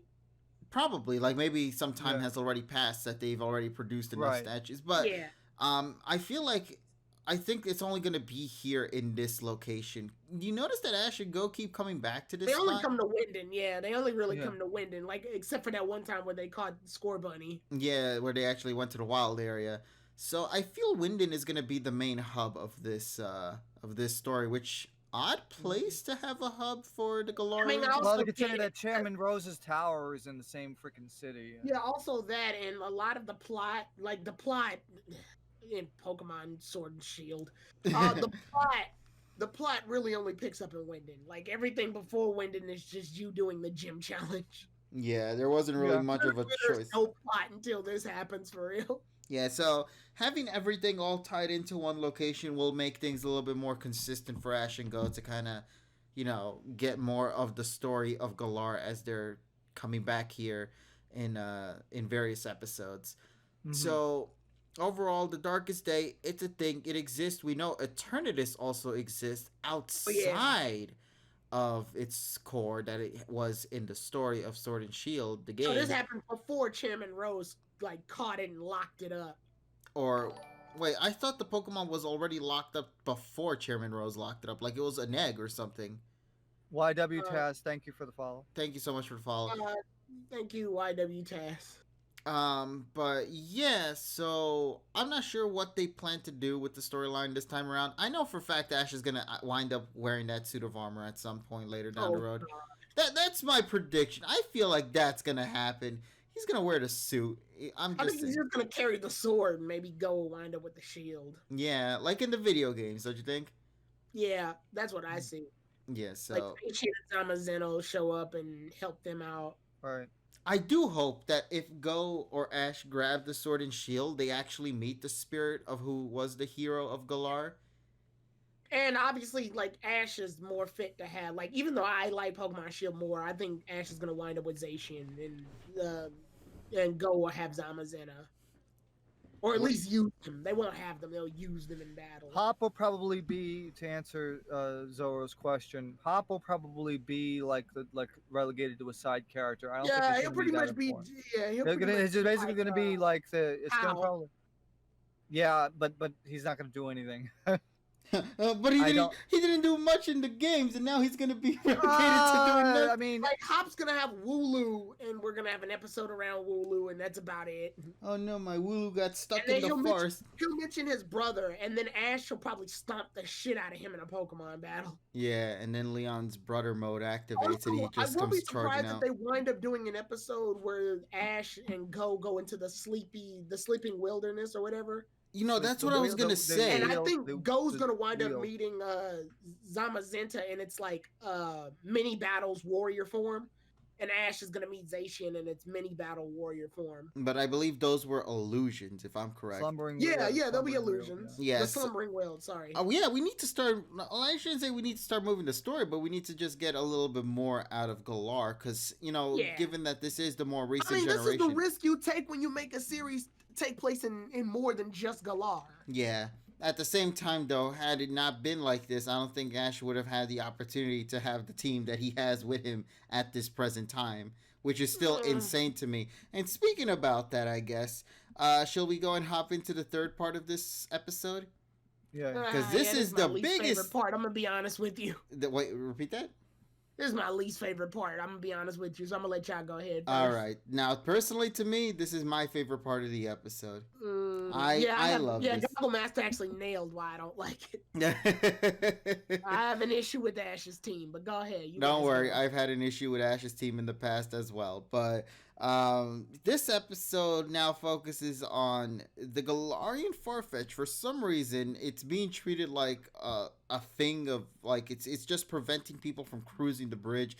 Like the troll that lives under the bridge. It's the Farfetch'd that's just walking through the bridge. He's like Gandalf, but his the little leak he has is like the one. So it's like, you shall not. Little, first of all, that leak is huge, man. I said little in the modern sense, not little as in the physical little. Yeah, I mean the leak, the huge leak that he has is like Gandalf's magic staff. You shall not.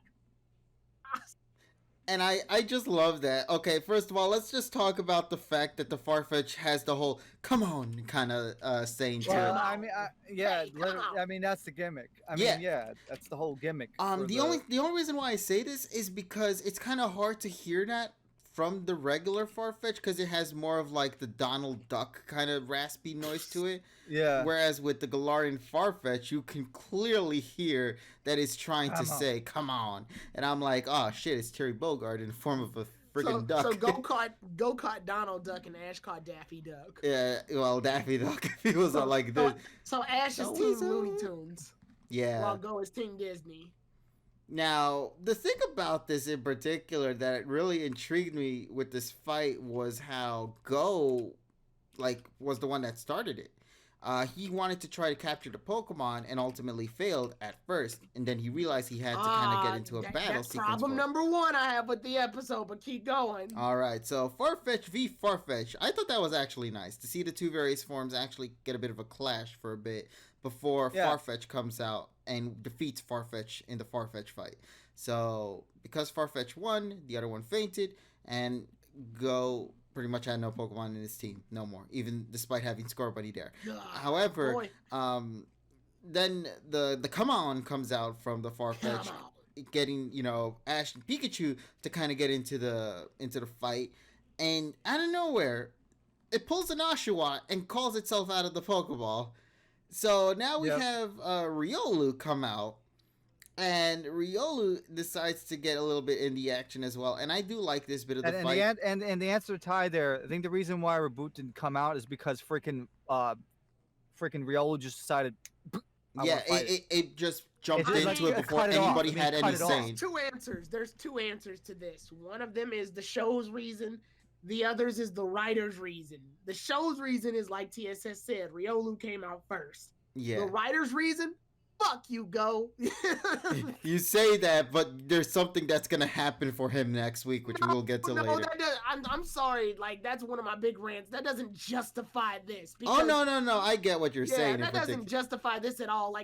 I like Riolu and all as a Pokemon and as a character on Ash's team, but Reboot's been wanting to fight for a while now, and I feel like he's been getting blue-balled in every episode. Yeah. And he got blue-balled by Sonia, so it's all right. So. Yeah, he had to recover. He didn't recover properly. No, jokes aside. I think it's because I'm more of a serious person when it comes to Pokemon battles, so I'm not going to excuse comedy to get in the way of serious moments. Yeah, no, I get you. That's unexcusable. And it's like, oh, Go fought Farfetch'd, but his Farfetch'd had to lose because it'd be funny. Or maybe the way they were sacrifice his character so much to make these jokes happen. And to me personally, what I think might have been the case It's just that Farfetch'd was like, we're just gonna have a 1-to-1. If you don't beat me here and there, I have no point fighting you at that point. Let me go into the next trainer. Guess. But it really just wanted to make Ash flex on Go again. That's like, it's great for Ash's character that he gets a new Pokemon, but it's terrible for Go's character. It's like, bro, it's a struggle trying to get me to get interested in Go, and now you've gone and basically jabronied him for the sake of Ash getting better. Yeah, but he doesn't have the $500 shirt.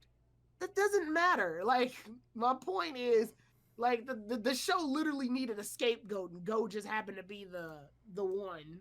Also, this isn't a reboot episode either, so I think they're going to save a reboot for later, which actually I do want to talk about regarding that character later. But with Riolu here, I do like that at least with this fight, Riolu showed its development. It wasn't just a simple, it's using the same moves we've seen before. I knew this was going to happen because, realistically, Well, Riolu's the only Pokemon this show really, like, deeply cares about. At the moment. Well, come on, it's merchandising. It's a Lucario. It's because it's baby Lucario, and the show has to, like, either pay attention to baby Lucario or Charizard. Or Pikachu. They've barely actually been showing Pikachu any love for real either. Yeah, so let's get into this. So Riolu uses 2 brand new moves in this fight. One that we were actually poking about before with Pikachu, that being a double team, which we got to see in this fight, having a bit of double team mix in with the vacuum wave attack, if I'm correct. That was actually nice to see. The second bit of it was, what was it called again? Off the top of my head, I'm trying to recall it. Reversal. I think it was Reversal. Yeah, it was Reversal. Which was also great to see happen. The fight I'm liking because we actually got to see the Pokemon train.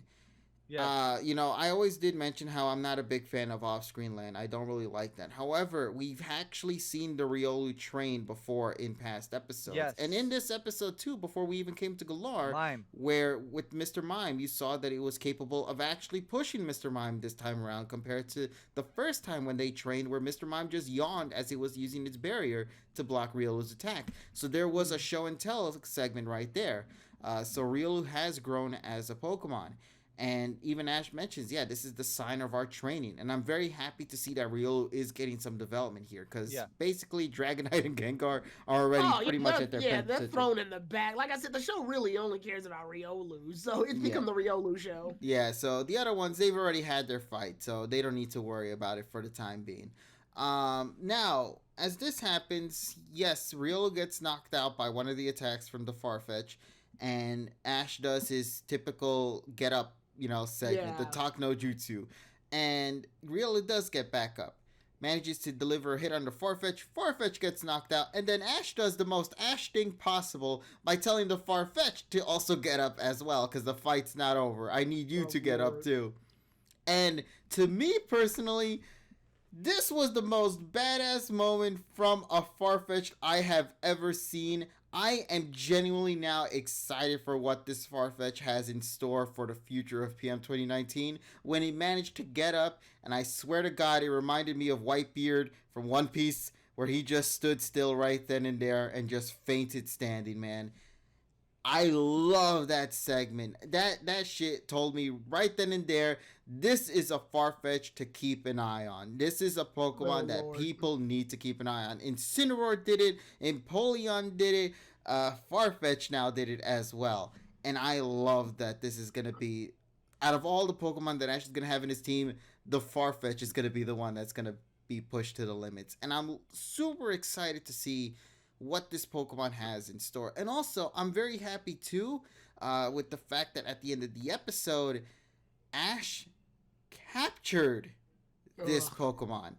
He actually captured not only a Galar Pokemon, but a Galarian form Pokemon. One of my complaints that I had before we even got to this point was how I said if Ash was to have gotten the starters from Galar, it would have done a disservice to Galar as a whole because it doesn't represent all of Galar. There are a lot of Pokemon from Galar that Ash would need in his team that I feel are more justified than the starters themselves. And I would at least prefer having one starter and at least another Galarian Pokemon that could be used, so it ended up being a Galarian form, the regional bird regional bird form of Farfetch'd. And I'm happy with this. I am genuinely super happy with this. This put a smile in my face only because at the end of the episode, the narrator came out and said the following: "We go not catching a single Pokemon in this episode. What will happen? Will he be able to catch one sometime later down the road?" And guess who they showed as that sign was mentioned? Sobble.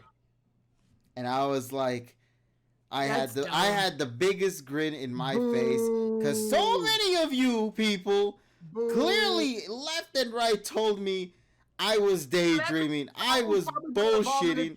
That means Sobble's gonna evolve into Drizzle, and then that'll be but it's Drizzle in Go's team. And then it won't do shit. And Go's such a pathetic trainer, so I don't care that he gets it.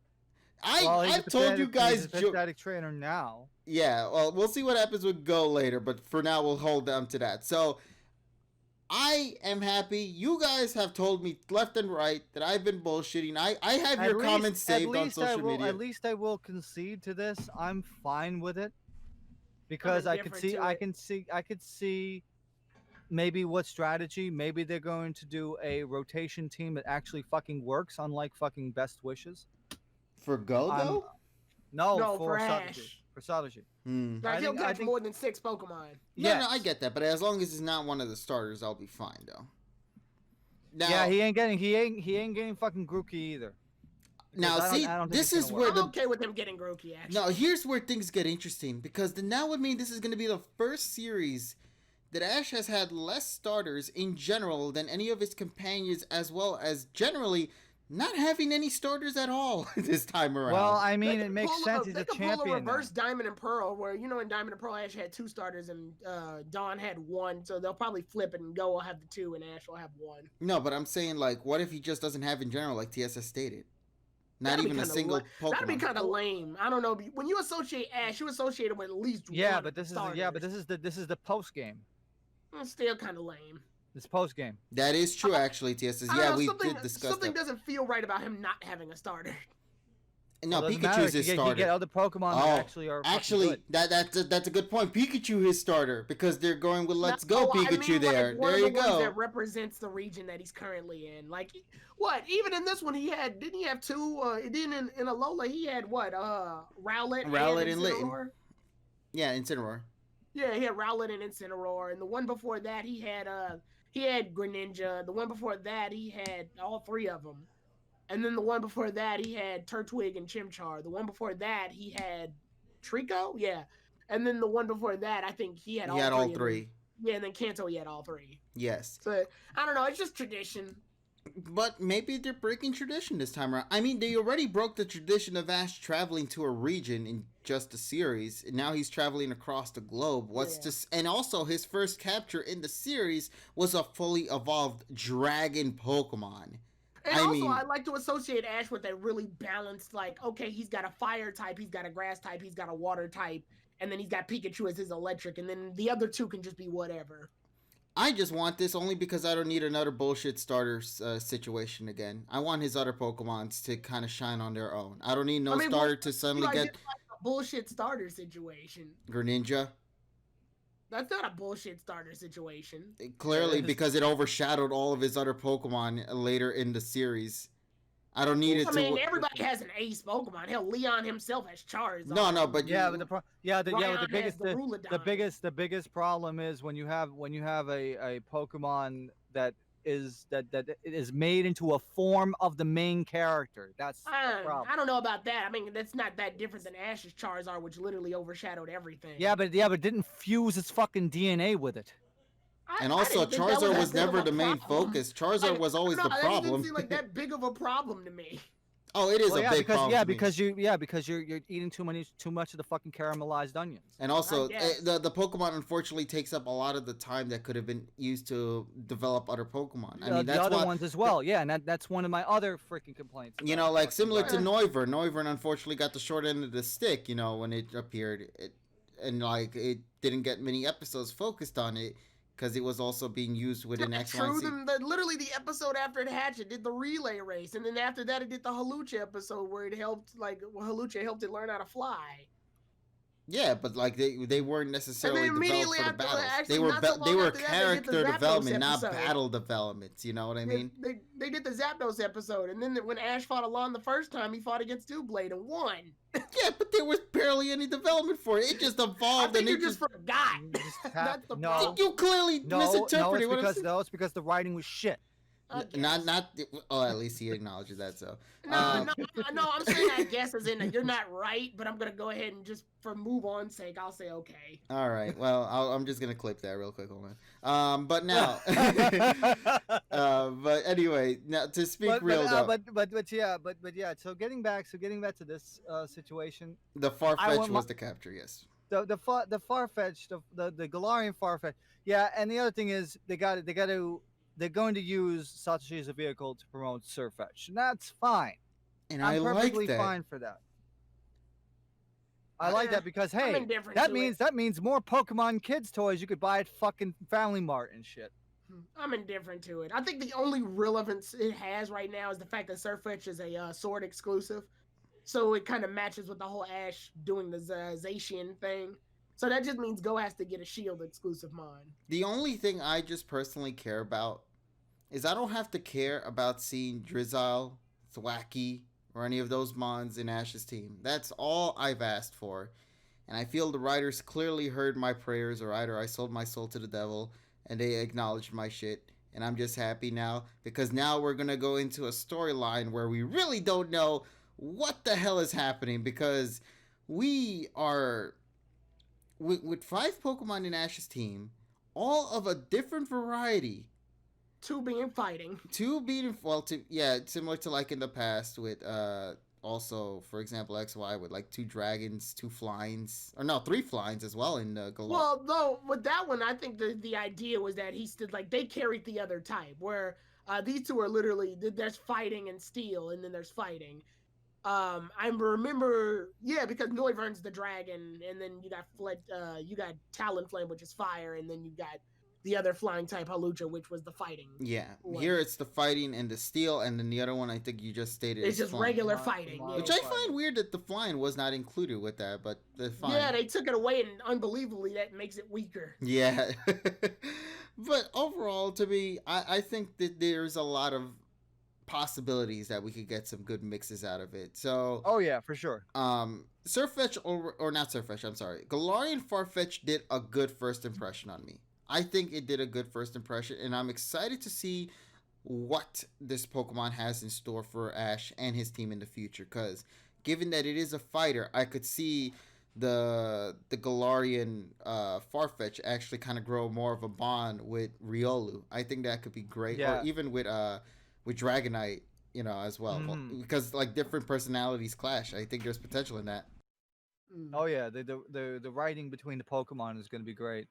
Yeah, so that's pretty much all I got to say on that. I'm just happy no starters happening, but I know you guys have your own statements, so what do you guys want to say to that? I think I already made my statement about it, but I just want to reiterate that having the Galarian Farfetch'd is, well, first of all, as we mentioned, it's his first regional Pokemon ever. So I think that's a good choice. Yes, I know Surfetch'd is shit in terms of like weakness, but I think it's going to be one of those things where it's going to be hard hitting, OHKOing, and then being switched out. I think like if you wanted a hard hitter, Galarian form, I think Darmanitan would have been good. Galarian Darmanitan, and then it could have had some like bro moments with Go's Darmanitan and stuff like that. Like I don't know, I don't know. I feel like that Pokemon fits Ash's whole thing more. Galarian Farfetch'd to me just doesn't sit right to me out of all the Pokemon he's ever had on his team. Just like you mean out of every single Pokemon Ash has acquired from the past to the present, you're telling me the Farfetch'd is the one that's the most obscure to you? Like I said, if you want a if you wanted a Galarian form, like I said, Darmanitan I think would be good. He's a hard hitter Pokemon. Yeah, He's but had hard hitter Pokemon before, so I think that would have worked more. Plus, it's got like a cocky ass attitude and stuff like that sometimes. Where Ash usually has those Pokemon that are like sometimes they'll take a lot of pride. It would be a lot like Halucha is basically. Like I could see it being a lot like Halucha, being like a show off and still being like super strong. Some people are saying Dreadnought, but nah, I think Team Rocket's gonna get Dreadnought because of the Chudo. I honestly would have not mind had I seen Galarian Zigzagoon in Ash's team. If they were to have gone with a different Galarian mon, I think Galarian Zigzagoon would have been cool to have seen. Just because it's also obscure too, and also that means we could have seen the man himself when it fully evolves into an Obstagoon. Yeah. And have that. I'm gonna be honest. Like in reality, I don't mind that Ash is getting some pretty good mons. Just to me, I think it's because to me personally, I don't like this team setup. Like I'm not a big fan of the team he has right now. Whereas in the other teams, I feel like they had more. From a fighting standpoint and a marketing standpoint, they were just better. Whereas, like I like the idea that Ash played around with the main elemental types. And then now he's like playing around with like those obscure types that he rarely touches. Like no, like I'm so used to Ash having a water type, a fire type, and a grass type to like represent that team. And then after that, he has like 2 other Pokemon that kind of fit his whole situation. Yeah, because I remember in Hoenn he had Torkoal as his fire, Sceptile as his grass, and then his water type was Corphish. But then after that, he had Sabah. Well, not after, but like Sabah he had as his flying type regional.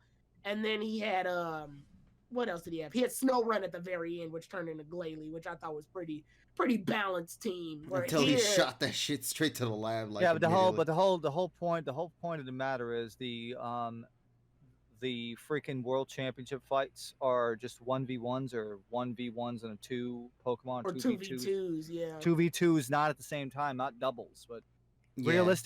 realistically, it doesn't matter if he has 2 fighting types. He could just switch them out. And also, this could incorporate more. Because it's not like it's just jarring to me. That's all. Yeah, but it's not like he's going to be taking all the Pokemon. It's not like he's traveling to one region where he has to have 6 Pokemon on his person at one time. Right. He's going to be back at a lab, so it's just like, okay, I'm going to Kalos today. Okay, I'm going to bring these 2. Yeah. Right. So it's not. So it's unorthodox. You have to think outside the box because it's not a traditional series where he's going to have 6 like Pokemon. I said, I know that a lot of people are liking. They're just not my personal favorite ones. That's fine. That's fine. And hey, that's what the whole thing is. Hey, everybody has their own opinions. We could disagree. We could agree to disagree. It's great. And also, I just feel that this also opens up a lot of opportunity for Ash to kind of mix things up. This has potential to where Ash can now have variety movesets with the Pokemon that are present in his team. For example, if you want a water coverage, technically Dragonite can learn Surf or something, So there are type coverages that the Pokemon can do. The whole point about Ash is he's setting himself up to potentially fight against Leon. And the thing that Leon did in this episode could foreshadow something that Ash could potentially play around with later down the road. Swapping movesets to adjust to his team and use them for future battles. He doesn't need to see his Pokemon with the same moveset. He could try to switch things up a little bit to prepare them for whatever kind of battle he has in store. And I think that in itself plays a lot of potential to what could go down in the series of PM 2019. And I think that, from that perspective, I feel like it's interesting only because we're no longer going through the same formula we've been used to now. Yeah. It's random. This is what makes me excited about this series. We never know what's going to happen. Exactly. Who the hell thought Dragonite was going to be caught in episode 10 of the series? Nobody in their wildest dreams thought that. And then, of course, follow that up with a Gengar and then Riolu as a hatched baby to now in this episode where it's like you thought it was going to be the starter because all the magazines made it where Sobble was in Ash's side and Farfetch'd was always in Gold's side, only just for them to be like, hey, we fooled you, didn't we? It's actually reverse. In fact, Ash got the Farfetch'd and Go got the Sobble. You know, I like the element of surprise because now I can't exactly say what's going to play out later down the road. And to that in itself, I'm looking forward to whatever kind of playstyle they're going to go for with Ash. And this is exciting for me only because there is potential with having Ash mix up a lot of his team members. And, now with that being said, they really need to do something about Go. But I think what's going to happen is once we get past this little arc here, I think that's what we're going to see it. Because, of course, now this is going to be Go. The next episode is going to be Go development. It's got to happen. Because it's got to happen now. It has to happen now. Because we need one. You know who needs it more than anybody, though, besides just Go? Yeah. Reboot. Reboot needs it, too, yeah. And also, this is something I wanted to talk about because I feel Reboot is probably going to get the most development the moment that Sobble joins the team. He's going to become the big brother. He's going to be training that little Sobble. Or maybe not train the Sobble, but just try to help it learn to maintain its calm. Because that's Reboot's whole shtick. Reboot is always so calm and collected, aside from the moment that happened in this episode where its ears got touched, you know? Yeah. But, like, Reboot is always so calm and collected. Whenever he sees that all of the people around him are doing bullshit stuff, he's going to call him out on it. You know, like in the recent episode from last week. What are you doing? Exactly. Yeah, the buff Go and buff Satoshi thing, even Reboot called him out like, what the shit is all this, you know? Right. So I feel Reboot is going to have a nice little brother moment here, brother-sister moment. I don't know what Sobble's gender is at this point, but I feel like the big brother play. But before we get into that, I want Tyrone to actually talk about this because about his thoughts about the Farfetch'd, because I think we didn't have him get a chance. I mean, I said what I needed to say, like, I like Farfetch'd as an idea to just be a training partner for Riolu. In terms of battling, I know if he's aiming to evolve it into Surfetch. I mean, the only way I like it for real is because I guess they're marketing the fact that Galarian Farfetch'd to Surfetch is a Sword exclusive, and if they're still sticking with Ash being the one to represent Sword, then it's a good marketing plan. They would just need Go to get a Shield exclusive mon to counter it.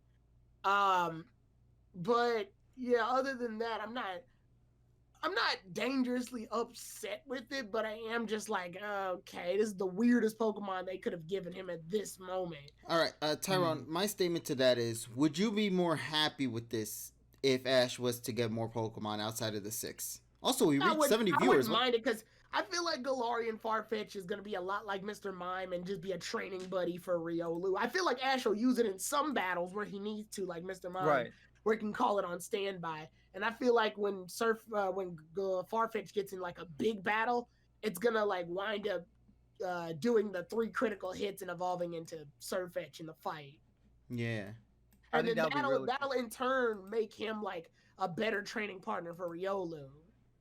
Yeah. Also, my buddy Arky, who we usually talk about in our pod, started sending me some messages on Twitter saying that he's noticed that there is a lot of Surfetch merch that has been popping up, as well as for Grookey and Obstagoon, and even shows a Surfetch figurine that's also being in the works as well for later this year. So, oh man, if Satoshi gets fucking Obstagoon, fuck. If he gets Obstagoon, this is the greatest series of all time. I'm just gonna say, the moment this man gets this fucking Gene Simmons in Ash's team, I don't care what anyone says, he better get Gene Simmons. I will be happy.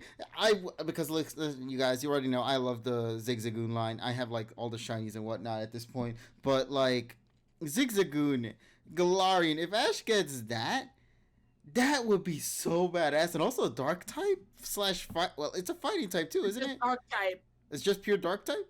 Yeah. Okay, but point of the matter is though, Obstagoon Gene friggin' Simmons, I would be maybe he's not even gonna get a Zigzagoon. Maybe he's just gonna straight up get Obstagoon. What a weird setup. You messed it. That means they gave him a quad weakness to fighting. That's dumb. Just make him dark. Well, the anime, or not anime, game logic. But no, I guess because it's maintaining its normal status that it had when it was regular Zigzagoon. That's the whole joke. Yes, I mean, there's other Pokemon that completely change type. So I like Sandshrew and Vulpix. Yeah, so I never And like Rookidee. Yeah, Yeah, and the Rookidee. I never like I don't know. I feel like if you're gonna make him a form anyway, just change the type completely because there's no point in holding on to that normal type. That is true. I acknowledge that. Maybe like if the Obstagoon is being, promoted, and I don't see no signs of like a Zigzagoon promotion or anything of like the Lanoon one, maybe he's gonna pull off another Gengar / Dragonite situation where he just catches the goddamn Gene Simmons in its final form. Yeah, probably. And I would be down with that. I would be like, damn, Ash has a fine as hell team right here with Farfetch'd, with Pikachu, Riolu for a fact evolving to a Lucario, with a Dragonite, with a Gengar, follow that up with Gene goddamn Simmons though. Bro, that to me, I think is going to be the highlight of Ash's team. I don't think there's going to ever be a team that could actually outrank what we've gotten from this. Not from like the typing matter, but like from the shock factor alone. This team has been the most shocking team I've ever seen within Ash's team. Hell, even more shocking than friggin' Hoenn. And Hoenn's was obscure as hell with Torkoal and Glalie, But this to me, I feel could just go above and beyond. I mean, this has potential for greatness, and I hope it does. I really do, because we need some variety. We need something fresh. Something like what Sun and Moon went with the direction of going slice of life. But instead now we need it more for the story aspect, for the battle side of things. And to me, this is great. And I hope that whatever they pull off here with this series, with PM 2019, with whatever next Pokemon he's going to get, I hope it's a good one, and I hope it's Gene Simmons. I would be happy with that. I'm still shocked to see Gene Simmons be promoted. The only reason why I'm a little concerned about it is also because I believe Marnie owns a Zigzagoon, if I'm correct.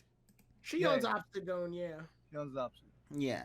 As long she as Obstagoon and Morpeko. As long as Ash does not get a goddamn Thwacky, I'll be happy. That's all. You really don't want it to have that. That is my last obstacle. I've been wanting to go for a 3 for 3. I don't want Ash have any. You're very adamant on him not having that. Because I hate them. It's like, and also the one that is genuinely good is with Go. So, and also I hate the middle evolution so goddamn much. I mean, we've already had a 2-hour discussion on Drizzile and then Thwacky. I don't need Ash nowhere near that. Otherwise, you know what I fear sometimes? Because Black and White did that shit to me. I fear we're going to get a Pignite situation where they're going to be stuck in their middle form, and that's going to be the end of that story.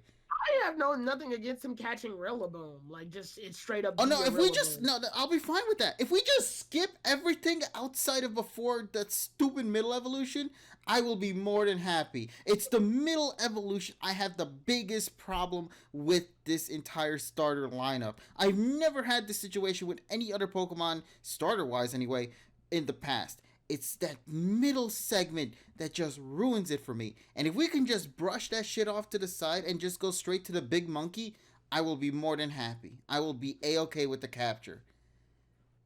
So if they do that, because they can. I mean, they've done it. Gengar, Dragonite. I kind of low-key want them to do that so we can piss KG off every week when it happens. Yeah, I know the credits keep showing Grookey each time, so I think they have to have Grookey only because they need to show that it's gonna grow. That's the whole starter gimmick. Yeah. It has to evolve to its final form. If they just skip straight to the finale for a starter, that kind of proves how bad Go's character is. If KG wants them all to be just sort of yeeted off to Go, that means he doesn't matter so much that KG's satisfied with the Galarian starters being represented through Go's team because he knows that Go's not going to utilize them well enough. And Reboot at least will get the development. So Reboot barely got any. Like, he got one. No, but that's what I'm saying. He's gonna. I'm not saying he has. He's gonna. We've been through too many episodes right now where we got to keep saying, "Well, he's gonna. Well, he's gonna." He should have been dead. Like, but Go's not being a battler. That's not his shtick. And the whole point with Go. Yeah, but well, that's only just based on theory at this point. We don't know what Reboot wants. Even Reboot doesn't know what he wants. As you can see from like the episodes, Reboot is just sort of interested. there. Yeah, he's interested, but he doesn't know what he wants. It's kind of like Serena, where she played around with a lot of things because she kind of wanted to figure out what she wanted to do because she didn't want to do the whole Rhyhorn racing. She's Reboot's just kind of playing around with whatever it has in its hand and working with what it's got to see maybe later down the road it'll get better. It's not even playing around with it. It's not even. It hasn't been in a Pokemon battle since it evolved. It never has, and actually no, with Team Rocket it did. Well, I'm not. That's happened so briefly, it barely counts. Reboot got knocked, and that was it. It was still a battle, unfortunately. I'm not. But yeah, I don't know what's gonna happen for later down the road. Floppy way to handle a character. Well, that's the biggest issue with Go. Well, let's see. Now Gen 6 medicine's coming back. Wait, what? Gen 6 medicine's coming back to bite him in the ass. Oh, no, shit. That doesn't count because Serena actually was in battles, and you can actually visually see Serena getting better in each of her battles. Yeah. As case in point, Finnegan wound up learning Flamethrower at an early level. And also was a secret power? I love doing and it ended up learning Hidden Power. Like, you could see its growth. And then it evolved into Breaks In, and then it learned new moves as a Breaks In. So, Reboot hasn't learned shit except Ember. Also, Arky mentioned additionally, there's also been some promotion for other Pokemon as well. Berserker, or was it called Berserker? Berserker, yeah. Yeah, Gardevoir and Blaziken. So there is a couple of promotions of some of the more obscure Pokemon that are being promoted right now. I think Berserker's probably just gonna be a running gag, man, because they another Meowth. Yeah. And also, I hate that goddamn evolution, man. Yeah, I hate it too. Yeah. It's a Viking. Yeah, so there is merch. Well, there's not merch, but there's promotion that's going on for those Pokemon. Whatever that could mean, I don't know.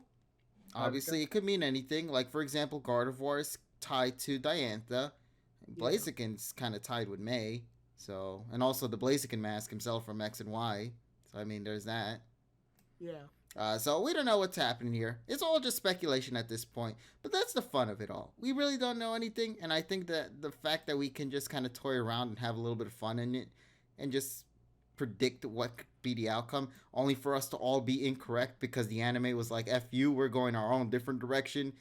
And like how they did with this episode, I'm okay with this. Keep surprising me. Now, as long as we can actually get a story being played out, I'll be happy with it. But right now, the only thing that I'm really seeing from this story is just Ash just trying to climb up to the ranks and Ash and Go having adventures, traveling, being research fellows, you know. But as TSS stated before, once we get out of whatever this arc is, then we might start seeing a story unfold. No, they're continuing the thing where they're in Galar for more than one episode. Yeah, so they always have 2 episodes. Like, I guess this is gonna be the only, and then Kanto's like 60 something episodes before we go back to another region, you know.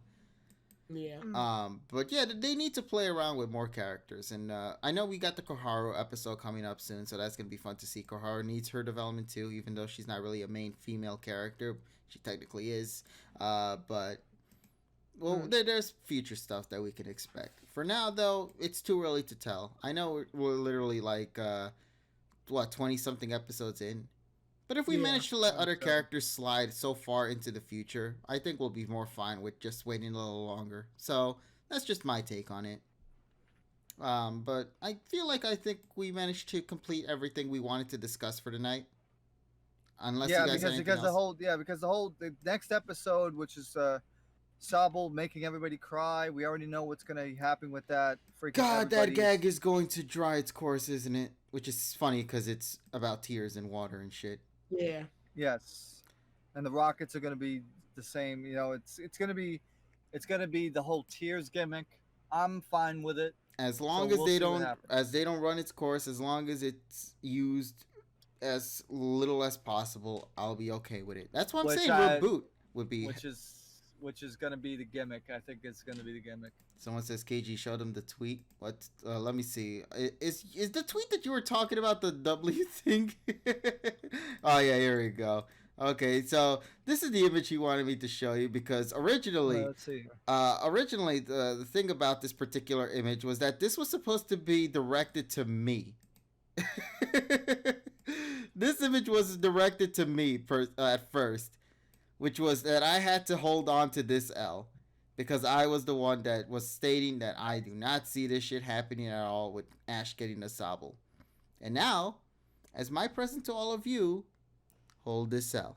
All right. So, Right. now let us go. Why is the Pokeball not showing up? God damn it. Now I have to carry my own L here in this moment too. But whatever. Pokeball, where'd you go? I loved you. You left me.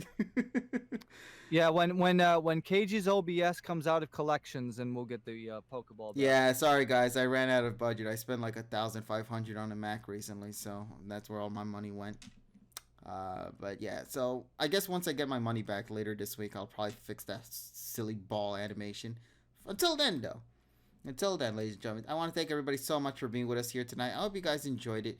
And I hope you guys will come back again for us next week to see more silly shenanigans that we have in store with the Sobble focused episode. Of course, I might be carrying the W this week, but given how the anime has done its thing before in the past, where it makes it look like it's going to happen, where Go's going to catch it and then winds up Satoshi getting it, it's still a possibility. So we'll find out in just a couple of days. But until then, folks, I hope you guys enjoyed our session for tonight. Here with me are my buddies, TSS and Tyrone, which you can go and check their stuff out over in the Friends segment down below. Make sure to go and follow them there on Twitter. Make sure to follow them here on Twitch too, especially for Tyrone, because he started streaming a lot more often lately. So make sure to go and check him out there if you haven't had the chance yet. So until then, everybody, my name is KG Prestige. Thank you guys so much for being with us here tonight, and we will talk with all of you guys later in whatever video we make. Take care, everybody, and as always, have yourself an awesome day. Hashtag no starters. Hand sanitizer, wash your hands. Wash your goddamn hands. Wash your fucking hands.